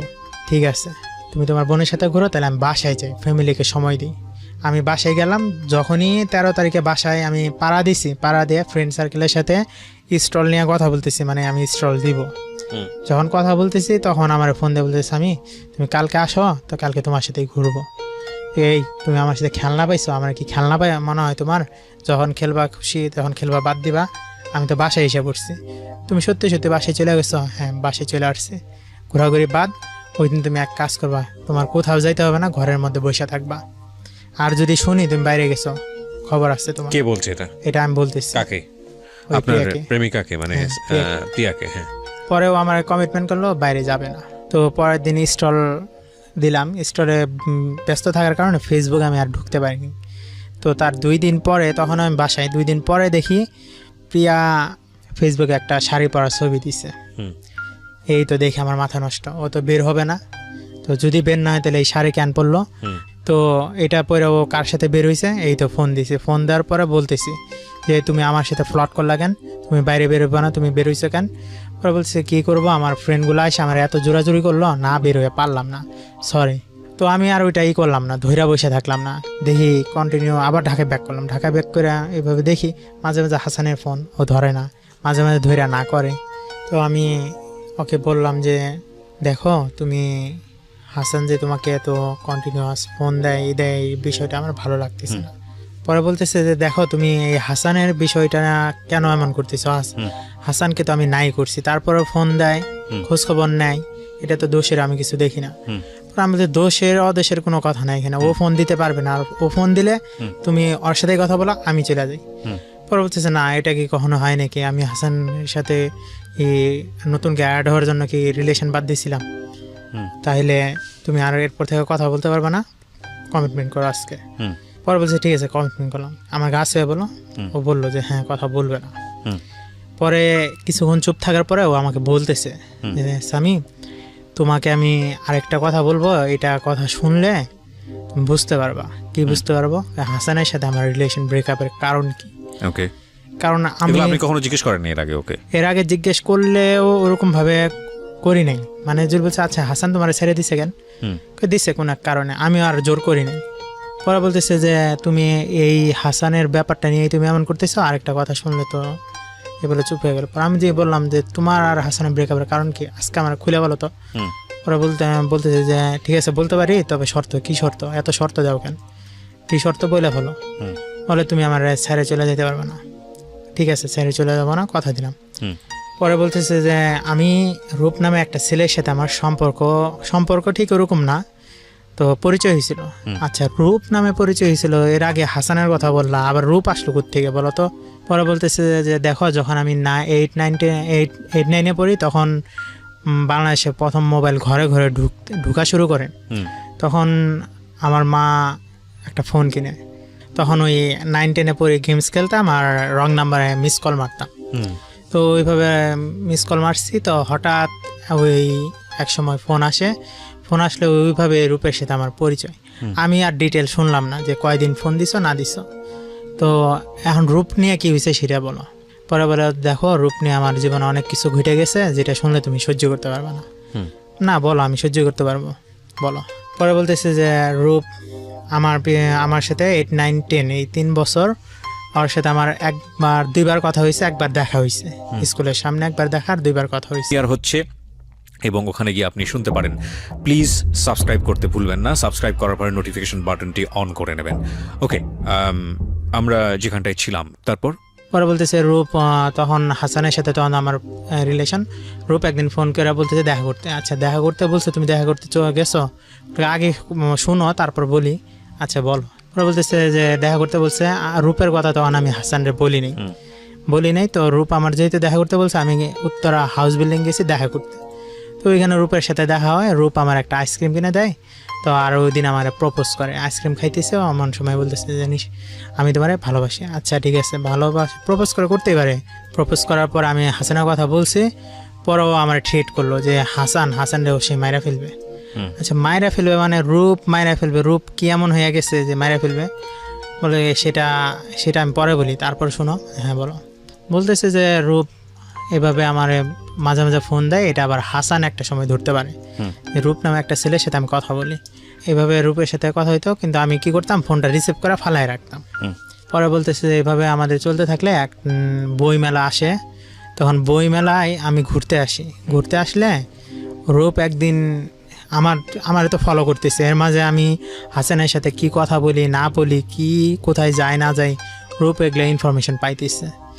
বইমেলা থেকে আসার সময় রূপের সাথে আমার ওই টঙ্গির পর একটা আছে স্টপিজের নাম, সেটা ঠিক খেয়াল নেই আমার। ওইখানে আমার এক ফ্রেন্ড আমাকে গাড়ি দিয়ে নামাই দিছে। তো নামাই দেওয়া আমার ফ্রেন্ড যখন গাড়ি নিয়ে চলে গেছে, ওই চলে যাওয়ার সময় তখন আমার বাই দিয়ে গেছে। তারপরে পিছন থেকে রূপ আইসে আমার মাথায় টুকা দিছে। আমি পিছনে তাকাই দেখি রূপ। বলতেছে কি ব্যাপার রূপ, তুমি এখানে? হ্যাঁ, তোমার সাথে দেখা করতে আসলাম। পরে বলতেছে আমি এখানে, তুমি কিভাবে জানো? বলছে জানি, তোমার সাথে কথা আছে। কি কথা? ওরা বলতেছে এভাবে এক কথায় দুই কথাই এভাবে চলতে ও আমার জানি কথার মাঝে হারায়া ও আমাকে কোথায় জানি একটা নির্জন একটা জায়গা নিয়ে গেছে। ওই জায়গাটা একটা ঘর আছে, ঘরটা তাও ভাঙাচোরা ঘর, ওইখানে নিয়ে গেছে। পরে বলতেছে ওই জায়গায় নিয়ে যাওয়ার পরে ও বলতেছে যে হাসানের সাথে রিলেশন বাদ দিতে, এইভাবে আমাকে জোর করতেছে। ও এক প্রকারে এরকম চাপ দেওয়ার পর আমি বলছি যে না, আমি হাসানটা ছাড়া চলে আসতে পারবো না। যখন আমি রাজি হয় না, তখন ও আমার বলে আজকে যে তোরে আমি যদি এখানে রেপ করি, তাহলে কি তোর হাসান তোরে গ্রহণ করবে? আর এটা যদি আমি ভিডিও করে হাসানের কাছে দিই, গ্রহণ করবে? পরে বলতেছে হ্যাঁ গ্রহণ করবে, তুই আমার কিছুই করতে পারবি না। পরে ওই রূপ নামে যে ছেলেটা ওকে যেভাবে হোক ধৈর্য বাইন্দা মুখ টুক আটকে নাকি রেপ করছে। এই তো এটা শোনার পরে আমি মানে থমকে গেলাম, কি বললো এটা। পরে এতটুকুই বললাম যে নিশা, তুমি যা বলছো শুনছি, তো তোমার এই বিষয়ে আমার কথাটা আমার ভালো লাগতো না, তুমি তোমার বাসায় দিয়ে আমি আমার বাসায় যাবো, আমার আর ভালো লাগতেছে না। এই কথা বইলা আমি ওকে দেয়া, আমার ভাইয়া তখন আর কি বিশ্বাস হইতেছে না, মনে হইতেছে প্রিয়া মনে আমার সাথে ফল করতেছে। একটা মেয়ে এরকম হইছে, তারপর ওই মেয়েটা টিকা আছে কিভাবে সমাজে, এটা আমার মনে প্রশ্ন। এর মাঝে কি আমি যে ওরে বাসায় নামাই দিয়ে আসি, গেটের ওখান থেকে প্রতিদিন যখন আসার সময় ও আমাকে কিস করে দেয়, আর আমি ওই যে গেট লাগানোর সময় যে একটা ফাঁকা থাকে না তালা লাগার জন্য, ওইখান থেকে হাত ঢুকে ওর গালটা ধরে তারপর আসি। ওই দিন আর তা করি নাই আমি। পরে আমি বাসায় গেছি, ওই দিন রাত্রে আমি আর ফোন দিই না, ও আমার অনেকবার ফোন দিচ্ছে। আমি ভাবতেছি, মানে হিসাব মিলাইতেছি, আমার সাথে রিলেশন থাকার সত্ত্বেও হাসানের সাথে কথা বলে, আবার আজকে রূপের এমন একটা কথা বললো, কি একটা জানি গন্ডগোল আসছে। এভাবে ভাই আমি চিন্তা করতেছি। পরের দিন সকালবেলায় আমার ফোন দিতেছে, আমি আবার ঘুম থেকে দেরি করে উঠছি। তখন তো আমার ইন্টারনেট শেষ এর ভিতরে। তো ঘুম থেকে ইন্টারনেট শেষে কিন্তু আমার চাকরি হওয়ার কথা ছিল, কিন্তু চাকরিটা হয় না এই কারণে, কারণ আমি যখন তখন সাইড ফালাই দিয়ে চলে যেতাম পরে সময় দেওয়ার জন্য। তারপরে আমি যখন ওইটা চিন্তা করতে দেখি সকালবেলা ফোন ধরছি। হ্যাঁ বলো, কি বলবা? বলে আমি বলছিলাম না তুমি আমার এই কথা শুনে আমার সাথেই করবো না। না ওইটা সমস্যা নাই, একটা পশুর মতো কাজ করছে আর তুমি তার শিকার হইছো, এটা সমস্যা নাই। আর ওই চিন্তাটা আমি ওইভাবে রাত্রে একটা সিদ্ধান্ত নিই যে মসজিদ থেকে যদি কোরআন শরীফ চুরি হয়ে যায় তাহলে কি মসজিদ অপবিত্র হয় নাকি? তাহলে ওটা তো হয় না। পরে ওইভাবে আমাকে বুঝ দেওয়ার পরে আমরা বলতেছি আমি আজকে আসবা? হ্যাঁ আসবো, যেহেতু বলছি প্রতিদিন আসবো। ভাই আমি যাই, যাওয়ার পরে ও আমার জড়াই ধরে কান্নাকাটি করতেছে এই যে উদ্যানে, সন্ধ্যার দিকে তো কান্নাকাটি করতেছে। এটা তো আবার পুলিশ দেখে ফেলছে। এটা দেখার পরে আমাকে আর ইয়েকে আটকাইছে। ওকে, আটকানোর পরে বলতেছে আপনি এইটা কি সেক্স করার জায়গা? দেখেন ভাই আমরা এরকম করতেছি না, ওর একটা প্রবলেম হয়েছে এর জন্য কান্নাকাটি করতেছে, আবেগে কায়দা ফেলছে, তো এটা কি আপনার এইভাবে কথা বলতেছেন কেন? পরে বলতেছে ডাইরেক্ট কেস লিখে দেবো। কেস লিখে দিবেন মানে? আপনি ইচ্ছে করলে কেস লিখতে পারেন নাকি? আর আমরা অ্যাডাল্ট, আমরা যা খুশি করতে পারি, কিন্তু এটা যে করছি এটার প্রমাণ আপনার কাছেও নাই, আর আমরা যে করি নাই বা এটা করছি এটার কোনো প্রমাণ তো আপনাদের কাছে নেই, আপনারা আমাদের হ্যারাসমেন্ট করতে পারেন না। আচ্ছা। পরে বলতেছে এরকম যখন বলছে পুলিশ জিজ্ঞেস করে আচ্ছা আপনার পরিচয় দেন। পরে পরিচয় দিলাম। আমার বাবার যখন পরিচয় পাইল তখন পুলিশ আর কিছু বললো না, ছেড়ে দিল। এভাবে করতে করতে করতে করতে ভাইয়া রোজার শুরু হওয়ার আগে আমাকে ফোন দিয়ে একদিন কান্নাকাটি করে বলতেছে যে স্বামী আমি তো আব্বা আমার ফোন দিছি, ফোন দিয়ে বলছি যে আমি দিলীপ স্যারের কাছে কোচিং করব, FCBS পড়ার জন্য ওখানে কোচিং করব, পরীক্ষা দিতে হবে। তো বঙ্গবন্ধু শেখ মুজিব মেডিকেল ইউনিভার্সিটিতে ওখানে পরীক্ষা দিবে। তো এখন কানতেছো কেন? বলতেছে আমি টাকা চাইছি, 20,000 টাকা চাইছি, আমাকে দেয় নাই। তো আমি তো তোমার টাকা দিতে পারতেছি না, কারণ আমি তো এখন জবও করি না, এই করিনি। ইন্টারনেট সময় যা করতাম যা পাইতাম ওটা হয়তো তোমার দেওয়া সম্ভব ছিল, কারণ তো আমি বেকার, তোমার আমি এখন কেমনি দিই? পরে বলতেছে যেমনি হোক আমাকে একটা চাকরির ব্যবস্থা করে দাও, আমি তোমাকে এতটুকু হেল্প করতে পারি, চাকরির ব্যাপারে আমি হেল্প করতে পারি। তো এক কাজ করো, তুমি তোমার সিভি আছে? বলে না। সার্টিফিকেট আছে? হ্যাঁ আছে। পরে ভাইয়া সত্যি সত্যি ওর BMDC সার্টিফিকেট থেকে শুরু করে যত প্রকার কাগজপত্র আছে সব আমাকে দেয়। দিলে ওটার এক কপি আমি ফটোকপি করি, কইরা ওকে অরিজিনাল কপিগুলো দিয়ে দিই। পরে আমি ওই দিনই PD জবস অ্যাকাউন্ট খুললাম ওর। তো রোজার ঈদের তো বাড়িতে যাওয়ার 2 দিন আগে 3 দিন আগে দেখা হয়েছে, দেখা করছি। এর ভিতরে তো কন্টিনিউ দেখা হইতেছে, মানে একবারের জন্য ও বাজার করতে বের হইছে, আমি ওই সময়টুকু দেখা করে চলে আসছি। এখন বৈশাখ আসছে, আসার পরে বলতেছে ঠিক আছে তোমার ছবি তোলা দরকার, যে ছবিটা আমাকে দিছ ছবিটা তো অনেক আগের, তো এখন রিসেন্টলি একটা ছবি তুলো। পরে ভাই ওকে আমি স্টুডিওতে নিয়ে যাই, নিয়ে যাওয়ার পর ছবি তুইলা ওই ছবিটা আমি বের করি। 8 কপি বের করে ওকে 4 কপি দিয়ে, আর আমি 4 কপি নিই। এটা রাখো, যে কোনো সময় তুমি জমা দিতে পারবে সব জায়গায়। আসার পথে যখন বিদায় হবে তখন দেখি যে হাসান আবার ফোন দিছে। এই তো আমার মেজাজটা গরম হয়ে গেছে। তুই আমার ওই দিন গাছ কইলি তুই আল্লাহ কথা কবি না, তুই আমার সামনে ওরা না করছিস, আবার তোরা ফোন দিছে, আর তুই এই তোর মোবাইল দে আগে আমি দেখবো। ভাইয়া মোবাইলটা চেক করে দেখি 4 বার কথা হয়েছে। এটা দেখার পরে আমার এত পরিমাণ খারাপ লাগলো, পায়ের নিচে মাটি নেই। গ্যামজাম লাগাই দেওয়ার পরে বলতেছে এই তুমি কি হলে বিশ্বাস করবা যে আমি হাসানের সাথে কথা বলি না, তোমার সাথে রিলেশন? আমার কোনো কিছু বিশ্বাস করা লাগবে না, তুই প্রমাণ কর তুই হাসানের সাথে কথা কস না, হাসান তোরে ফোন দে, তুই ফোন রিসিভ করিস না, এটা প্রমাণ কর। কই তুমি কি এটা চাইতেছো যে হাসান রে আমি ভালোবাসি না, তোমার এই ভালোবাসি, এটার প্রমাণ কি তুমি চাইতেছো? হ্যাঁ আমি চাইতেছি। পরে এক কথা তাহলে আমি কালকে তোমার বাসায় আসবো। যখন এই কথা বলছে আমি আর কি স্টপ হয়ে গেলাম। এই কথা বলছে মনে হয় ফান করতেছে, ঠিক আছে তুমি আইসো এই বইলা। অন্য সময় ওরে কিন্তু আমি বাসা বন্ধ দিয়ে আসি, ওই দিন আর ভাই আমি বাসা বন্ধ দিয়ে আসিনি। রিক্সা ডাক দিছে মামা ওরে ওই ইয়ার সামনে, ওই ওর বাসার সামনে নামিয়ে দিবা।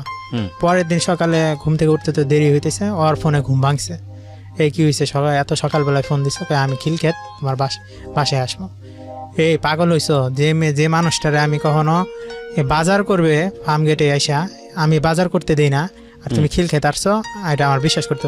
হ্যাঁ আমি সত্যি আসছি, তুমি আমার আইসা নিয়ে যাও। পরে কি করবো, আমি যা নিয়ে আসতে গেছি, তখন কিন্তু রোজার মাস। নিয়ে আসতে গেছি, দেখি সত্যি সত্যি ও আসছে। আসার পরে ওই দিন আমিও রোজা না, ও রোজা না, আমি রোজা থাকতে পারি না, কারণ ওই যে সারা রাত টেনশন করছি, খাওয়া দাওয়া নেই।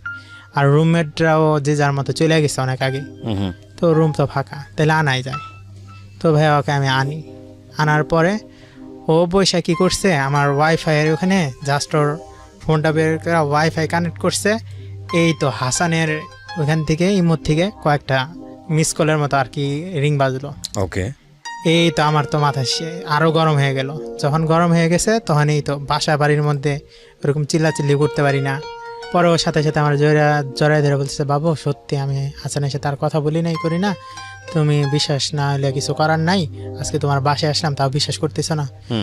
পরে ভাই এভাবে করার পর ওকে আপনার বাসায় এই প্রথম আসছে? হ্যাঁ প্রথম আসছে। আপনি ব্যাচেলর থাকতেন একটা বাসাতে? হ্যাঁ হ্যাঁ, যা হওয়ার তাই হলো, একটা ছেলে একটা মেয়ে ঘরে যা থা, তো যা হবার তাই হয়েছে। তারপরে এই সময় আমার রুমমেট একটা ফোন দিচ্ছে যে সামিউল ভাই আমি তো আসতেছি, ক্যামেরাটা রেখে গেছি, তো একটু ক্যামেরাটা নিতে আসতেছে। ওর বাড়ি আবার নারায়ণগঞ্জ, ও আসতেছে, তো ঠিক আছে। পরে আমি রেখে বলছি আচ্ছা সে তো আসবে, তাহলে চলো এখন আমরা বের হই। না আমি আর একটু থাইকে যাব, তোমার কম্পিউটার চালাবো। বলছে কম্পিউটার জীবনে চালাও নাই নাকি, যে চালাবা বসে বসে? কে বলছে? মানে উনি বলছে যে কম্পিউটার চালাবে? আচ্ছা, কম্পিউটারে আমার কম্পিউটার কি আছে না আছে, আমার ফেসবুকে আমি কার সাথে চ্যাট করি না, এটা চেক দিবে, এটা হলো ওর মূল উদ্দেশ্য। ঠিক আছে চালাও, আমি তো বুঝতে পারছি, চালাও। আমি আমার পিসি অন করে দিছি, পাসওয়ার্ডটা খুলে দিছি, ও সুন্দর চালাই দিছি। এমন সময় রুমমেট আইসা দেখার পরে বলতেছে সামিল ভাই এটা কি? বলতেছে আমি আর বউ। এই তোমার সাথে আমার বিয়ে হয়েছে, যে বউ বলতেছ? হয় নাই, হবে। এভাবে একটা কথা বললো। ঠিক আছে ভালো কথা, হবে। পরে পরিচয় করাই দিছি। তারপরে বিকালবেলা ইফতারের আগ দিয়ে বের হয়েছি, তখন ওকে নিয়ে আমি রাজুকে যাই ইফতার করার জন্য, প্লাস কিছু কেনাকাটার করার জন্য। বাসায় যাবে, তো অর্নামেন্টস হিসেবে তো কিছু কিনে দিতে হয়, মানে ঈদের গিফট। তো আমি ওকে গিফট কিনে দিলাম। ও এখন ওকে বাসায় দিয়ে আসবো। তো ভাইয়া আমি ওকে বাসায় দিয়ে আসছি, তারপরের দিন চলে যাবে। আমি কি করলাম, ওর ফোনটা নিচে, আচ্ছা দাঁড়াও হাসানের ইটা আমি করব, মানে ইটা চেক দেবো। তুমি আমার বিশ্বাস করো না? বিশ্বাস অবিশ্বাসের কথা না, আমি চেক দেবো, আর আইডি আমি নিজের হাতে ব্লক করে দিব। ঠিক আছে দাও।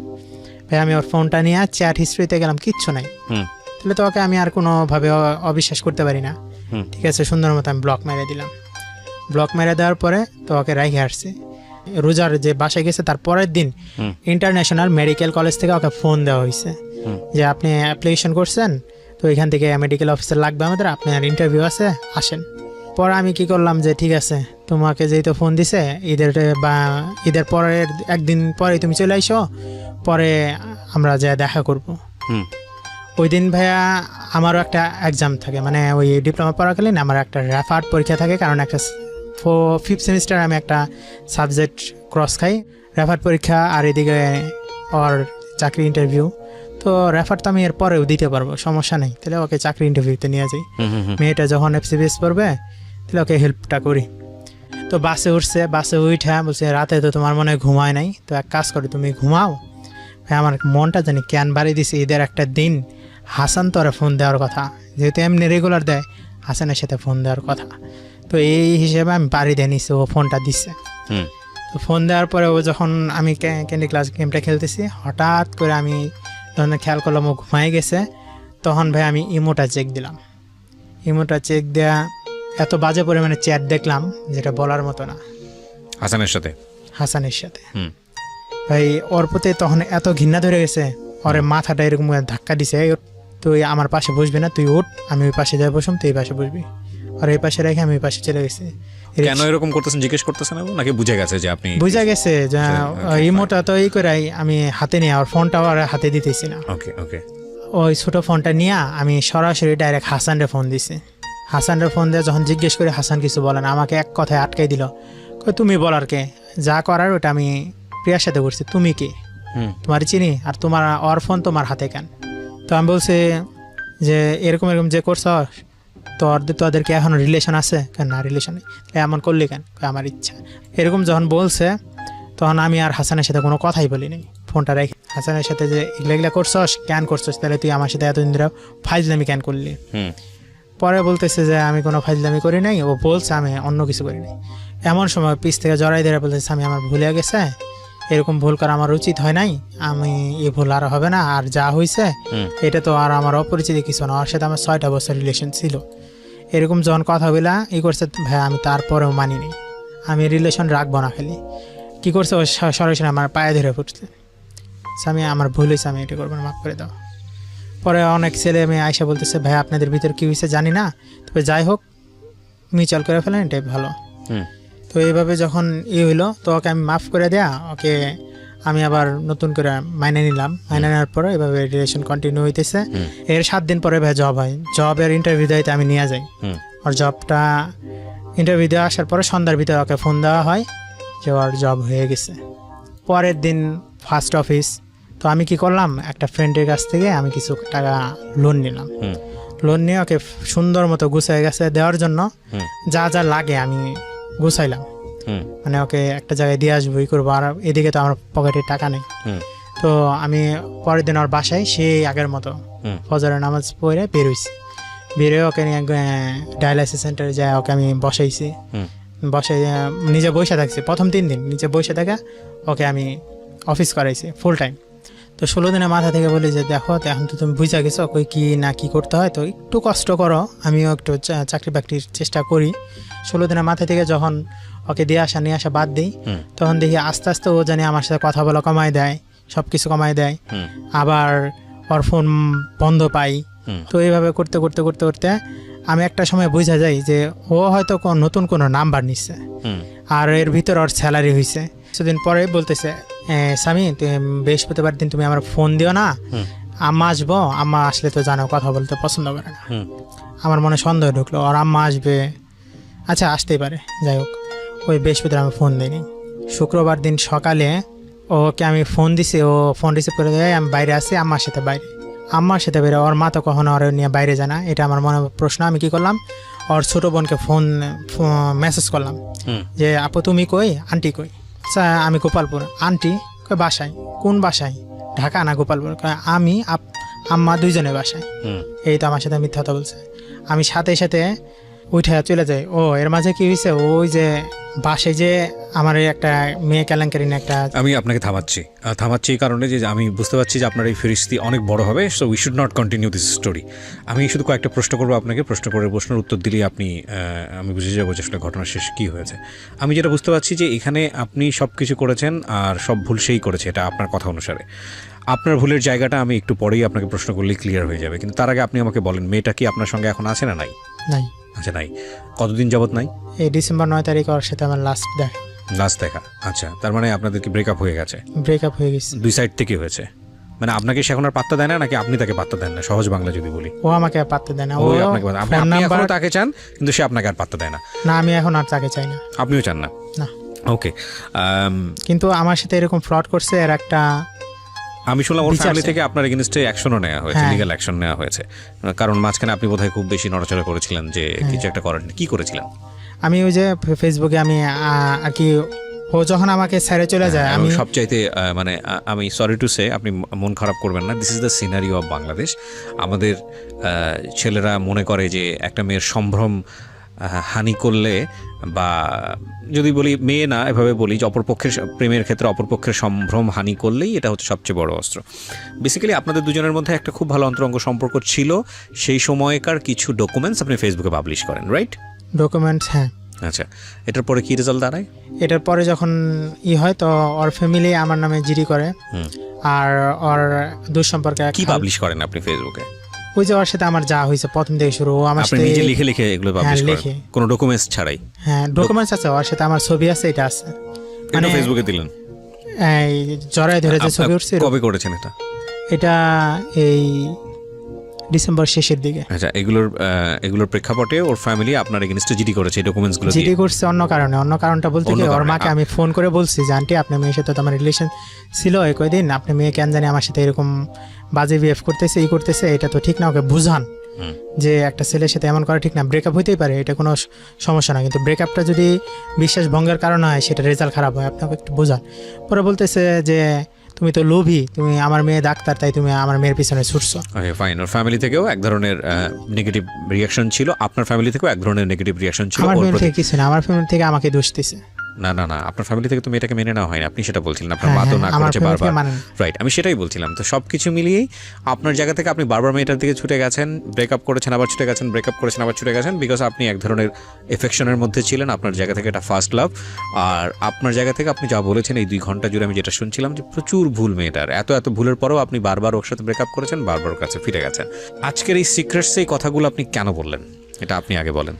আমি এটা এই কারণেই বললাম যে বাবা মা প্রত্যেকটা সন্তানের ভালো চায়, তো তারা বুঝতে পারে যে কি হবে না হবে, এটা রেজাল্ট কিন্তু তারা জানে, কারণ তারা অনেক দেখছে, অনেকই করছে। তো আমাকে অনেকবার না করছে আমার বাবা মা, বুঝাইছে, এমনও বুঝাইছে মেয়ে, ঢাকার মেয়েরা কিন্তু অত ভালো হয় না, না, এই কথাটার সাথে সচরাচর আমি দুই একমত একটা না। ভালো পাওয়া যায়, এই কিন্তু কথাটার সাথে আমি একমত না। এটা অভিভাবকরা অনেক সময় বলেন, ঢাকার আমাকে মেয়ে এইভাবে বলেন, বোঝানো বরিশালের নাম হয়েছে আর বলেন, কি, সান্ত্বনা এলাকার দেওয়ার নাম জন্য। ধরে বলেন।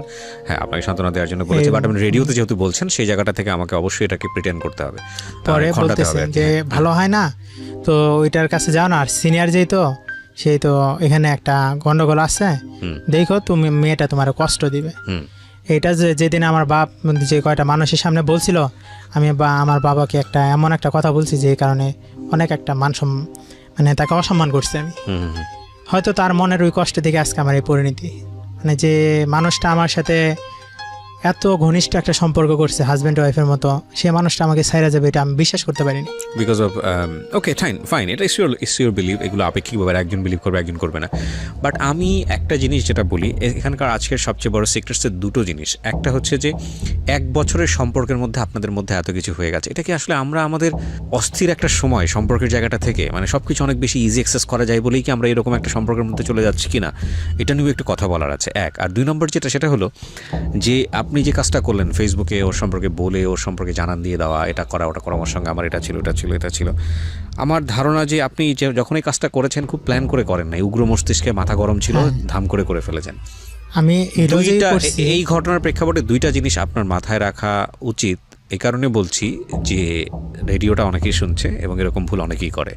একটা হচ্ছে এই ডকুমেন্টস এনাফ আপনার এগেনস্টে সাইবার ক্রাইম অ্যাকশনে যাওয়ার জন্য, এবং সাইবার ক্রাইম অ্যাকশন বাংলাদেশে খুব ভয়ানক রকমের ভাবে এটাকে শক্ত হাতে হ্যান্ডেল করা হয়, এটা একটা। এবং এই ধরনের বিপদে যদি আপনি পড়েন তাহলে এটা একটা ভয়ানক রকমের বিপদ হতে পারে আপনার জীবনে, এবং সেটা প্রুভ আছে।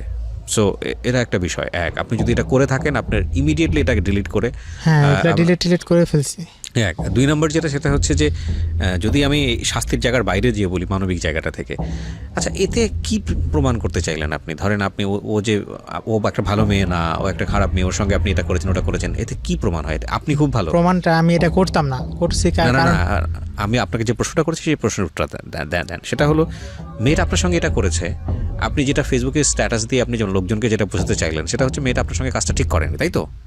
মেয়েটার সঙ্গে তো আপনিও জড়িত ছিলেন না, এখানেই আছে ও যে আরেকটা রিলেশনে গেছে সেটা আমি ধরতে পারছি। রিলেশনশিপের জায়গাটাই আমি কথা বলতে চাচ্ছি না। প্রথম কথা হচ্ছে আপনি তার সঙ্গে একটা রিলেশনশিপে ছিলেন, আপনি নিজে বললেন আপনি একটা আনএথিক্যাল রিলেশনশিপ এক্সারসাইজ করেছেন, 1 বছরের মধ্যে আপনারা এই ধরনের একটা সম্পর্কে গেছেন, এবং বারবার ওই মেয়েটার সঙ্গে আপনি বারবার প্রমাণ পাওয়ার পরেও আপনি বারবার তার সাথে আপনি জোড়া ব্রেকআপ করেছেন, আবার ফিরে গেছেন, ব্রেকআপ করেছেন, আপনি তো প্রমাণ পেয়েছেন, আপনি এভিডেন্স পেয়েছেন, তো এভিডেন্স পাওয়ার পরেও আপনি বারবার তার কাছে ফিরে গেছেন না? তো যাওয়ার পরে যখন মেয়েটা আপনার কাছ থেকে সরেই গেল, মেয়েটা আপনার কাছ থেকে সরেই যাচ্ছে, এত প্রমাণ পাওয়ার পরেও এটা তো অবাক হওয়ার কিছু না। এমন যদি হতো 1 বছর আপনার সঙ্গে খুবই স্মুথ একটা রিলেশনশিপ মেনটেন করেছে, বিয়ে হওয়ার কথা কালকে, আগের রাতে মেয়ে ভেঙে গেছে, আপনি কিছু জানতেনই না, তাহলেও একটা কষ্টের বিষয় আসে। তারপরও আমি বলবো না এই ধরনের অপরাধ করতে, কিন্তু সেরকম তো ছিল না। 3 মাসের মধ্যে আপনি প্রমাণ পাচ্ছেন যে মেয়েটা আপনার সাথে এরকম করতে, 6 মাসে গিয়ে আপনি প্রমাণ পাচ্ছেন এরকম, বিয়ের আগে আপনার সঙ্গে এরকম একটা সম্পর্ক, তারপরে একের পর এক আপনি প্রমাণ পাচ্ছেন। প্রমাণ পাওয়ার পরে মেয়েরা যখন আপনার কাছ থেকে সরে গেল, এতগুলো খারাপ আচরণ আপনার জায়গা থেকেও ছিল, তখন তো অবাক হওয়ার কিছু নেই। আমার প্রসঙ্গ সেখান থেকেই যে এই অবস্থায় কেন আপনি ফেসবুকে এরকম একটা স্ট্যাটাস দিয়ে বা কিছু করে লোকজনকে জানালেন, কেন জানালেন? একদম খুব ওয়াইল্ড একটা ইন্টেন্স ছিল। আপনি একদম আজকে স্বীকার করতে আসছেন সিক্রেটসে, যারা ভুল স্বীকার করতে আসে তারাই আসে এখানে। আপনি বলেন মন খুলে যে আপনি কি চেয়েছেন, মেয়েটার একটা প্রতিশোধ নিতে, রাইট? প্রতিশোধ, হ্যাঁ, ওকে বুঝাইতে যে তুমি আমার সাথে যা করছো, আমি একটা সময় নিজে সুসাইড করব এটা প্ল্যান করে ফেলছিলাম, কিন্তু যে কারণে হোক আর কি মাথায় এটা কাজ করছে যে আমার পয়েন্ট যেটা ছিল সেই পয়েন্টের উত্তরটা দেন, আপনি স্কেপ করতে পারবেন না। প্রথম কথা হচ্ছে আপনি ফেসবুকে স্ট্যাটাস দিয়ে কি বলতে চাইছেন, মেয়েটার একটা ক্ষতি হোক? হ্যাঁ, আর কি আমরা সবাই এটা চাই, আমরা আমাদের মধ্যে এই ধরনের বন্য বিষয়টা আছে। ও যে ছেলেটার সাথে এখন বর্তমানে রিলেশনের যাওয়ার কথা, ওই ছেলেটা জানুক যে এর আগে তো কি হয়েছে, আপনার মতো অনেক বোকা ছেলে আছে যারা আপনার চেয়েও ভয়ানক রকমের বোকা, এরকম 50টা রিলেশন থাকার পরেও তারা সেটা মেনে নেবে। That's because of secrets. এটা আপনি ওই ছেলের ভালো করে লাভটা কি হবে আমাকে বলেন? উনি মেয়েটা আপনার কি ক্ষতি করেছে? ওই মেয়েটার জন্য আমার 4টা বছর নাই। এটা কি নাই সে আপনাকে করতে বলছে, না আপনি নিজে থেকে করছেন? নিজে থেকে করছি। সো মেয়েটা আপনার ক্ষতি করেনি, ক্ষতি আপনি আপনার করছেন। হ্যাঁ, তাহলে ও তো জানতো যে আমার আজকে পরীক্ষা, ও আমাকে একটাবারও বলে নাই। মেয়েটা এক্স্যাক্টলি একটাবারও বলে নাই, তারপর তো আপনার সঙ্গে লেগেছিলেন। আপনি যেটা বুঝতেন যে একটাবারও বলতেছে না, সুতরাং মেয়েটা আপনার জন্য পারফেক্ট না, তারপর আপনি তার মেয়েটার সাথে লেগেছিলেন, তাহলে তো ভুলটা আপনার। হ্যাঁ, ভুলটা আমার, এখানেই তো ভুল। যে তাহলে আপনার ভুল থাকা অবস্থায় আপনি মেয়েটার কেন ক্ষতি করবেন? আমার পয়েন্টটাতে আসেন, লজিকে আসেন। আপনি যখন বুঝতেছেন ভুলটা আপনার, তাহলে মেয়েটার আপনি ক্ষতি কেন করবেন? মেয়েটার ক্ষতি এটা আমি চাই নাই, কিন্তু ওইটা হয়ে গেছে। Exactly, that is my point. এটা হয়ে গেছে, আমাদের এই সবার মধ্যে এই জিনিসটা হয়ে যায়, এবং এই হয়ে যাওয়া জিনিস আমাদেরকে সারা জীবন ধরে ভোগায়। আপনি যদি বুঝতে পারেন যে না, আমি যেটা করেছি সেটা ভুল, সেটা অন্যায়, তাহলে আর সমস্যা নাই, তাহলে ওখান থেকে এসকেপ করার একটা সুযোগ আছে। কিন্তু আপনি যদি বুঝতে না পারেন যে আপনি যে কাজটা করছেন সেটা অন্যায় না, এটা ভুল এবং এটা রাইট, তাহলে আপনি ভুলটা বারবার, এক্স্যাক্টলি আমি সেই পয়েন্টেই নক করছিলাম, এটা অন্যায় এবং এই অন্যায়টা করা উচিত না। আপাত দৃষ্টিতে মনে হতে পারে আপনি অনেক কিছু এক্সপেক্ট করেছিলেন তার কাছ থেকে, আপনি পান নাই, সুতরাং আপনি মেয়েটার লাইফটা হেল্প করে দেবেন। This is not the solution. প্রথম কথা হচ্ছে যে এগুলো ইমোশন থেকে আসে। আপনি যে ইমোশনটা নিয়ে আপনি তাকে ভালোবাসছেন, সেই ইমোশনটাই কিন্তু মানুষকে অনেক ভয়াবহ রকমের খুনি বানায়, ক্রোধের মধ্যে নিয়ে যায়। ইমোশন একটাই, রূপটা আলাদা দুইটা। তো আমার জায়গা থেকে আমি যেটা বুঝতে পারি সেটা হচ্ছে যে এই ক্ষতিটা করে আসলে লাভ হয় না। আর দ্বিতীয়ত সেটা হলো যে আপনি যখন এই ফেসবুকে স্ট্যাটাস দিচ্ছেন, এই স্ট্যাটাসটা এটা আপনার জন্য ক্ষতি। কেন ক্ষতি আমি বলি, এটা হচ্ছে লিগালি ক্ষতি, আরেকটা হচ্ছে যে এই স্ট্যাটাসটা পরে দুনিয়ার একটা ছেলে কিংবা একটা মেয়েও মনে করবে না যে আপনি খুব ভালো ছেলে। হ্যাঁ, সেটাই হয়েছে। ফেসবুকটা আমি একেবারেই এই ফেসবুকটা বাংলাদেশে যেভাবে এক্সারসাইজ করা হয়, এটার আমি ঘোর বিরোধী ব্যক্তিগতভাবে। কারণ পেট খারাপ ফেসবুকে গিয়ে স্ট্যাটাস, মন ভালো না ফেসবুকে গিয়ে স্ট্যাটাস, ফেসবুক হয়ে গেছে ইস ওয়ান কাইন্ড অফ, আমাদের যেরকম থাকে না যে আমাদের দিনে 2বার যেতে হয় ওয়াশরুমে, ফেসবুক হয়ে গেছে এরকম একটা ওয়াশরুমের জায়গা। মনে যত রকমের প্রবলেম সব ফেসবুকে ঢালো। অথচ আমি একটাবারের জন্য চিন্তা করছি না যে আমি ফেসবুকে যখন একটা জিনিস লিখছি সেটা আমার থাকছে না, সেটা হয়ে যাচ্ছে কোটি কোটি মানুষের, লক্ষ লক্ষ মানুষের। কারণ ইন্টারনেটে একবার জিনিস যেটা যায় সেটা কখনো আর ফিরে আসে না। এটা তখন গুলির মতো, বন্দুক থেকে যখন গুলি বের হয়ে যায়, এটা বের হয়ে গেছে, এটা কখনো রিটার্ন আসে না। আর আপনি কি পারবেন না 10 জন মানুষের মধ্যে কীভাবে খাচ্ছেন, কীভাবে ঘুরতেছেন, কীভাবে ঘুমাচ্ছেন, এগুলা শেয়ার করতে? বা আপনিও ধরেন, আমি একটা ছোট্ট একটা এক্সাম্পল দিই। আপনি ধরেন হোটেলে কোনো একটা রেস্টুরেন্টে বসে আপনি খাওয়া দাওয়া করতেছেন, আপনি ধাম করে একটা ছবি তুলে দিয়ে দিলেন ফেসবুকে। আমিও বলছি, ইনক্লুডিং মি, আমারও ভুল হয় না তা কিন্তু না, আমারও ভুল হয় অনেক। তো সেই জায়গাটা থেকে বলতে আমাদের সেন্সটা তো কাজ করতে হবে। তো আপনি খাবারটার একটা ছবি দিলেন বা একটা ছবি দিলেন, ঠিক আছে, এই খাবারটা আপনি 100 জন মানুষকে দেখাচ্ছেন, ঠিক আছে, আপনি ঘরের মধ্যে যে খাবারটা খাচ্ছেন সেটা নিয়ে গিয়ে আপনি উঠানে বসে বা সবাইকে ডেকে কি দেখান, দেখা তখন আমি এই খাবারটা খাচ্ছি, দেখেন কখনো? তাহলে ফেসবুক তো এই জায়গাটা, এটা তো উঠানোর মতো, এটা তো আপনি সেই জিনিসটাই করছেন। সো ফেসবুকের এই বিষয়টা একটু প্রাইভেসি রাখা উচিত। আনফর্চুনেটলি আমরা সেই জিনিসটা রাখিনি। আমাদের যত সমস্যা আমরা প্রথমে এসেই ফেসবুকে নক করি, যত রকমের প্রবলেম, কাউকে গালি দিতে ইচ্ছা করে, কাউকে বকা দিতে ইচ্ছে করে, কাউকে আমি যত নেগেটিভ জিনিস বলছি, পজিটিভ জিনিস করেন, পজিটিভ জিনিস পাবলিকলি আসা উচিত, কিন্তু এই নেগেটিভ জিনিসগুলো আমাদের ফেসবুকে এত বেশি আসে এবং আমরা মনে করি যে কারো মান সম্মান টান দেওয়ার সবচেয়ে বড় জায়গা হচ্ছে ফেসবুক। পজিটিভ দিকগুলো নিয়ে আমি নাইবা বললাম, অনেক পজিটিভ দিক আছে, কিন্তু এই নেগেটিভ দিকগুলো বন্ধ হওয়া উচিত। এবং এটা এখন অনেক কমেছে, কারণ সাইবার ক্রাইম অ্যাক্ট হয়েছে বাংলাদেশে এবং এটা সরকার খুবই তৎপর। আপনারা জানেন যে 57 ধারা প্রথমে ছিল, পরবর্তীতে 32-তে এটা সংশোধনী হয়েছে এবং এটা খুব মারাত্মক একটা আইন বাংলাদেশে এবং এটা খুব শক্ত হাতে ডিল করছে সরকার। সো এখন মানুষ অনেক সচেতন, চাইলেই যে কোনো কিছু লিখতে পারে না, চাইলে যে কোনো কিছু কাউকে বকা দিতে পারে না। বাট এটা ঠিক যে বাংলাদেশে একসময় ভিডিও করে এই ধরনের সম্পর্ক ভিডিও করে ছেলে মেয়েকে ব্ল্যাকমেইল করতো, মেয়ে ছেলেকে ব্ল্যাকমেইল করতো, মান ইজ্জত নিয়ে টানাটানি পড়তো। একটাবার একটু চিন্তা করে দেখবেন যারা আজকের এই অনুষ্ঠানটা শুনছেন, আমি সবাইকে বিনীতভাবে রিকোয়েস্ট করতে চাই, আপনি যখন একটা মেয়ের সঙ্গে সম্পর্ক করেন বা একটা ছেলের সঙ্গে সম্পর্ক করেন, এই মেয়েটা কিন্তু মঙ্গল গ্রহ থেকে আসেনি, কিংবা এই ছেলেটাও কিন্তু মঙ্গল গ্রহ থেকে আসেনি। এই ছেলে এবং মেয়ে দুজনেই দুটো পরিবারে বিলং করে এবং তাদের সবচাইতে আশ্রয়স্থল, নির্ভরতার জায়গা হচ্ছে দুইটা ফ্যামিলি। যখন আপনি মেয়েটার সম্মান নিয়ে টান দেন কিংবা ছেলেটার সম্মান নিয়ে টান দেন, তখন কিন্তু পুরো ফ্যামিলির সম্মানটা নিয়ে আপনি টান দেন। আচ্ছা, ওর বাবার কি অপরাধ ওকে বড় করে? ওর মায়ের কি অপরাধ ওকে বড় করে, ওর বোনের কি অপরাধ ওকে বড় করে, ওর ফ্রেন্ড সার্কেলের কি অপরাধ। তো আপনি যখন একটা মানুষকে নিয়ে কথা বলছেন আপনার এই না পাওয়ার জায়গাটা থেকে, ক্ষোভের জায়গাটা থেকে, তখন আপনি কতগুলো মানুষকে শাস্তি দিচ্ছেন। আমার পয়েন্টটা কিন্তু সেটাই। হ্যাঁ, আমি So, ওর ফ্যামিলিকে বলছিলাম যে আন্টি এ করছে, আপনি এটা একটু দেখেন। আপনারা বলার জায়গাটা থেকে যাই না। তারা আমাকে কি উত্তর দিয়েছে শোনেন, আমি জানি হয়তো কষ্ট থেকে একটা উত্তর একটা উত্তর দিয়েছে ডাইরেক্ট এইভাবে,